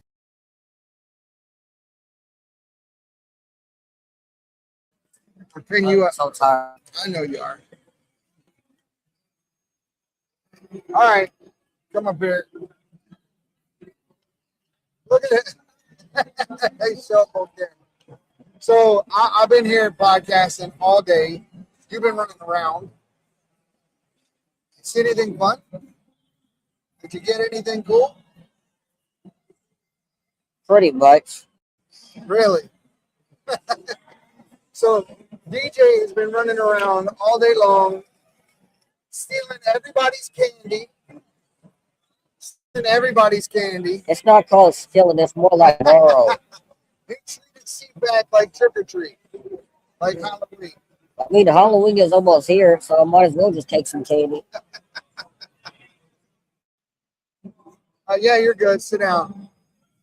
So, been an eventful day. It turns out that I'm going to be going to the No Kings protest for the big shorter. Enrique Tario, we're probably going to go on Saturday. But yeah, guys, it's been an eventful day. I forget how tiring it is to be here all day and do all this walking. The next few days, though, we're gonna have Tim Burchett and those guys down here. Your dad should be here sometime today. I'm pretty sure your dad will be here sometime today. But you guys know we're doing all we can here. We're doing all we can to get the word out. I mean, we must have did already today like 15 interviews.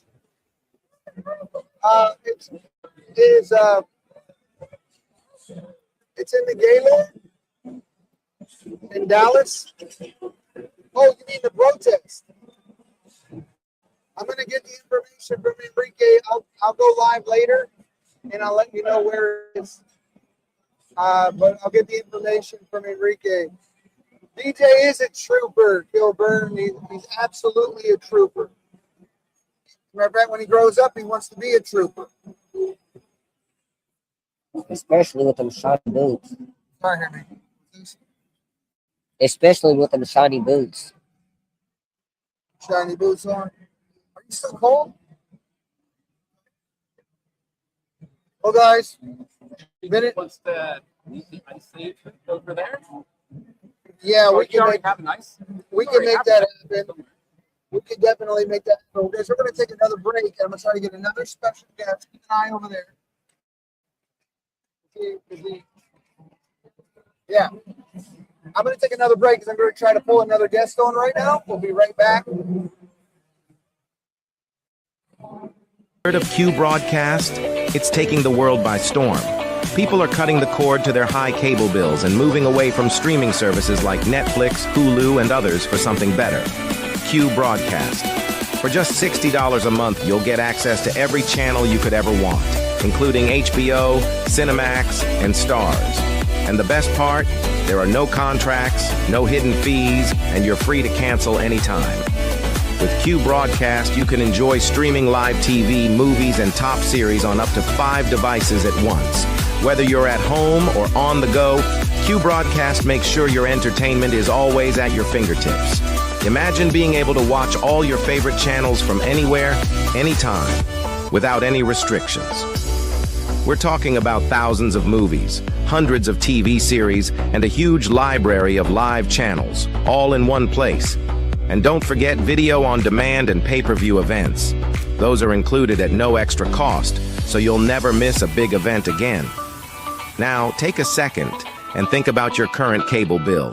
You're probably paying anywhere between $100 and $300 every month, locked into long-term contracts and hit with surprise rate increases. With Q Broadcast, that's a thing of the past. It's just $60 a month. No contracts, no extra fees, no hidden costs, and no price hikes. Why juggle multiple subscriptions like Netflix, Hulu, and cable when Q Broadcast gives you everything you need in one convenient package? People everywhere are switching to Q Broadcast, saving money and getting more content than ever before. So, what are you waiting for?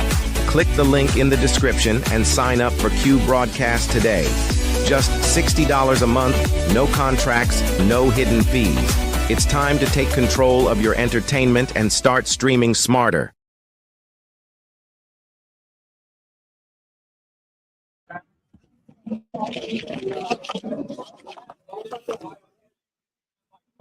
Battery.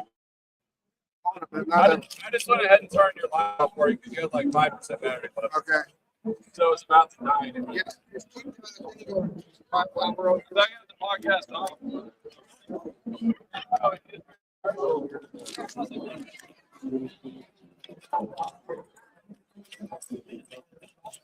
right, guys. I thought the podcast was over. I thought we ran it, but I guess Eddie just had it on a commercial there. They're over there trying to talk to somebody. We're trying to get Greg Bino over here for an interview today. So hopefully that'll be our last interview is with Greg. Obviously, that'd be a big interview if we can get it. Also, I spoke with Gordon Chang earlier, trying to get Gordon with an interview with him too. And then possibly a couple other ones we're working on. I won't be here tomorrow morning. I'll be here tomorrow afternoon, the 2 to 4 slot. Hopefully we'll get lucky like today and somebody will cancel and they'll get it from 11 to 4.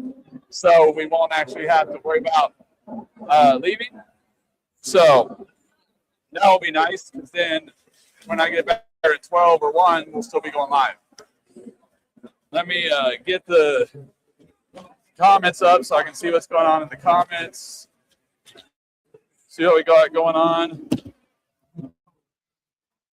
We got issues on now, but oh yeah, Mike, I talked to him, Gordon Chang, and he might come. You interviewed him earlier? No, I'm saying he said he found the interview later.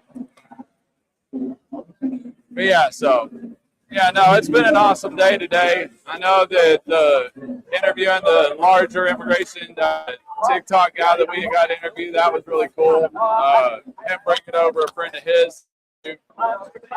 All right.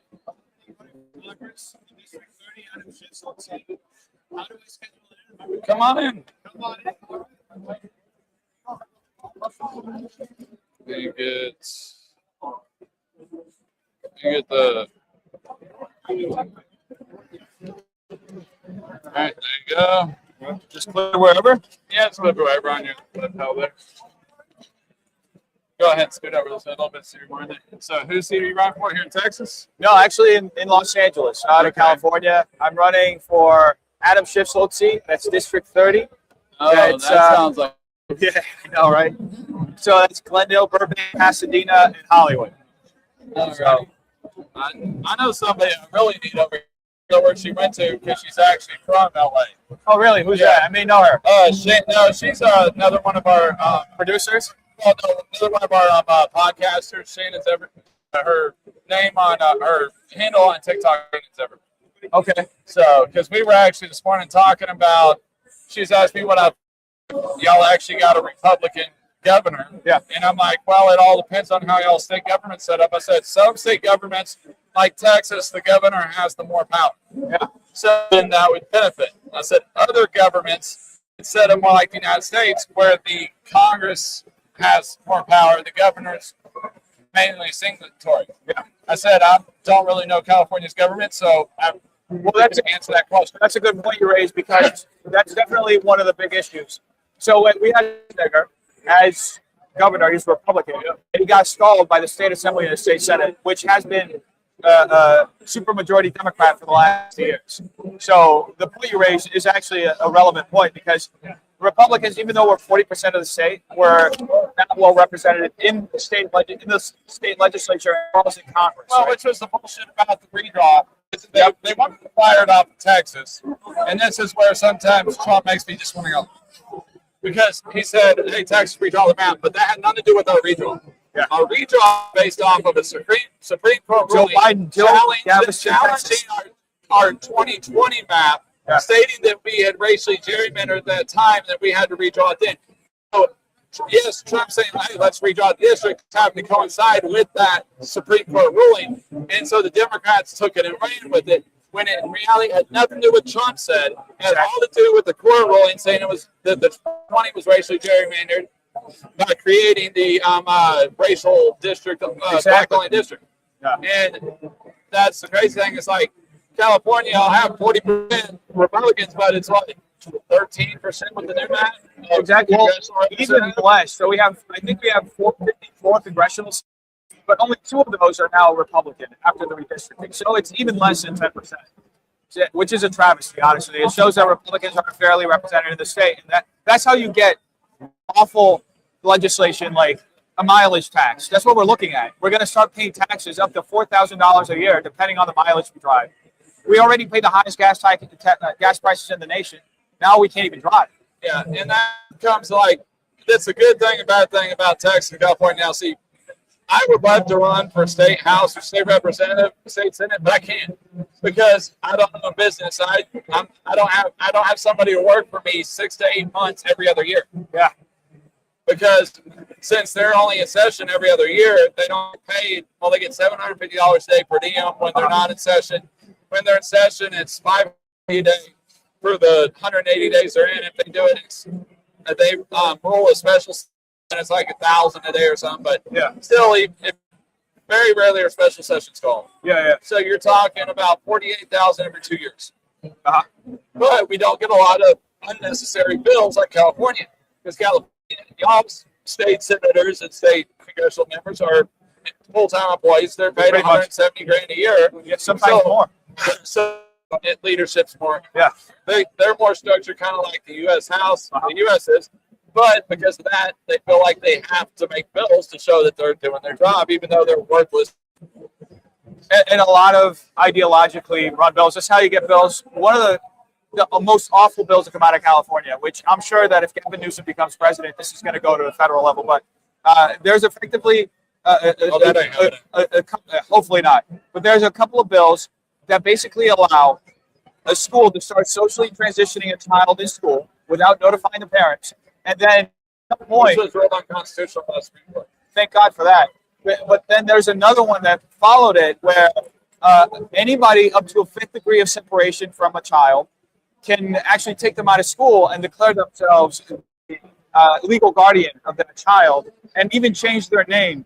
So that law was passed under the premise of protecting immigrant children. That sounds like kidnapping. It effectively is. And the people who pushed that law are trans activists that did it, and they were effectively exposed to one extent or another. This law is to protect trans children, right? To allow them to transition in quote unquote safe environments away from their parents, right? Which may object to it after they've been indoctrinated in school. Yeah, I'm sorry, but are they old enough to get a tattoo? No. Are they old enough to drink? No.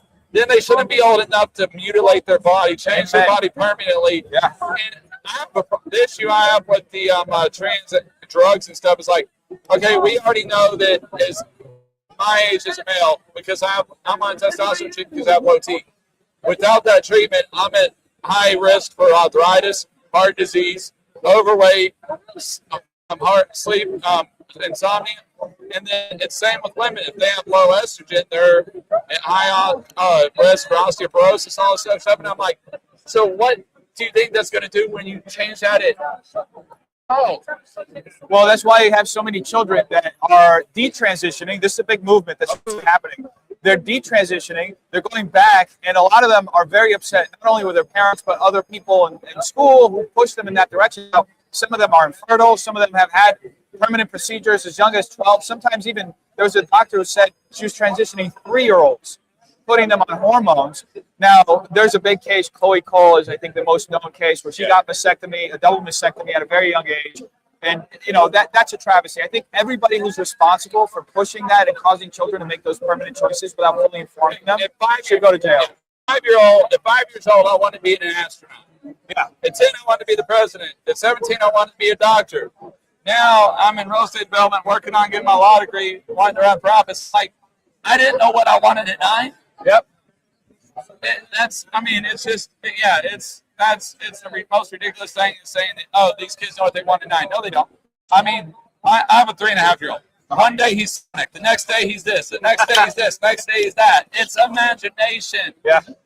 Well, I think it's there's a purpose behind it why these LGBT activists do it, because they want to start indoctrinating earlier and earlier. Well, no, they want to feel normal. And they want to normalize their dysfunction, right? Yeah. Because it's less than 1% population. They want to try and make it feel like it's more, and it's like, no. Exactly. It's not more. But, I mean, California's rules and laws are messed up, and it's getting ridiculous out there. And obviously, I know, and that's really hard for a Republican like you, is because always hear people, and because I'm doing my doctorate in law and policy, it's like we can say, oh, I want to run, I'm going to do this, I'm going to do this, I'm going to do this, but you can't because you need enough Republicans to get it through. It's Exactly. Like, what you say or promise you want it, you can try. It's always like, I can try to do this, but if you don't elect more Republicans, then there's not much I can do. Well, there's that, and that's why what we're focusing on right now is building infrastructure. So a lot of what I do when I'm out campaigning, I'm going out to a lot of college campuses. I go out to college campuses 4 times a week, and we've been building different organizations like Turning Points, Young Americans for Liberty. We've been building college Republicans all throughout the state. And some of these organizations are growing within just a matter of weeks from 0 to 50 members super fast, because there are actually a lot of young Republicans, a lot of, especially young men, that they just don't have a place to connect. And this is how we're building the party infrastructure like that. And we're also activating churches and faith communities, because they've also sat on the sidelines. A lot of people forget that before gay marriage became a legal precedent through Obergefell, California passed Prop 8. And that was a majority of Californians that voted for it. It was a lot of Latinos and a lot of Armenians, and they're still there. Yeah, don't even get started on that. I feel like when they legalized gay marriage, well, I didn't really have a problem with it because I think everybody teaches their own. Yeah. My only problem with the trans movement is they want to force it on everybody else. Exactly. If they want to do it themselves, fine, but don't try to realize it by forcing it on my children. They have nothing to do with you. Yeah. That's my issue with it. But when they did that, I said they just opened Pandora's box. Because now we're even seeing, there was this TED Talk I was watching where this lady was literally stating that pedophiles are not sick. And they're mentally ill. And you know what? That actually isn't just in the TED Talk. There's actually one of our gubernatorial candidates believes that. Katie Porter, and this is a clip that your viewers can go and search it up. She actually said it. She said it's not criminal. They shouldn't be treated as criminals. Well, it's not mental illness. It's who they are. Exactly. They should be respected. That's literally what she said. Imagine that. Yeah, but Trump is the one in the Epstein files. Epstein's like, they're sitting there that, but yet somehow they're saying that. No, it doesn't make sense. Well, in the Epstein stuff, it's just a function. It's a red hair. Trump, they say Trump's 38,000. I mean, 90% of those times it's just it's somebody else meeting his name, like business publicity. And even Epstein hated Trump. He was trying to undermine him and figuring out ways to take him down, and that's what a lot of the mentions are. Yeah, and it's ridiculous. And I know. And the thing is I had a friend of mine, and what he told me is when the gay rights activists and all the things won gay marriage, they're like, what are we going to do? Yeah. And so they didn't want to lose their money. They didn't want to lose their job. Exactly. What they do, they went on the Exactly. And now that they're starting to open the trans movement, there's something else after. Now well, what's next? Pedophilia. Yeah, and we can't let that happen because it's about protecting our children. Yeah. And you know, if you lose the children, we're going to lose the whole country because that's the future of the country. Okay. Yeah, we got. You want to wrap it up? Yeah, we got just have else? so 4. No, Thank you so much, Jeremy. We're done at 4. You're done at 4. Okay, so I'll let you wrap up. All right. Well, thank you so much, Jeremy. If you want to come Jeremy. back later this weekend or something, we can make it longer. But yeah, of course, yeah. Just so your viewers can know, you can find me at DennisForChange.com, DennisForChange.com. If you want to support my campaign. But yeah. All right. Well, thank you so much. Yeah. Appreciate it. I can still hear you. It just froze the video. All right.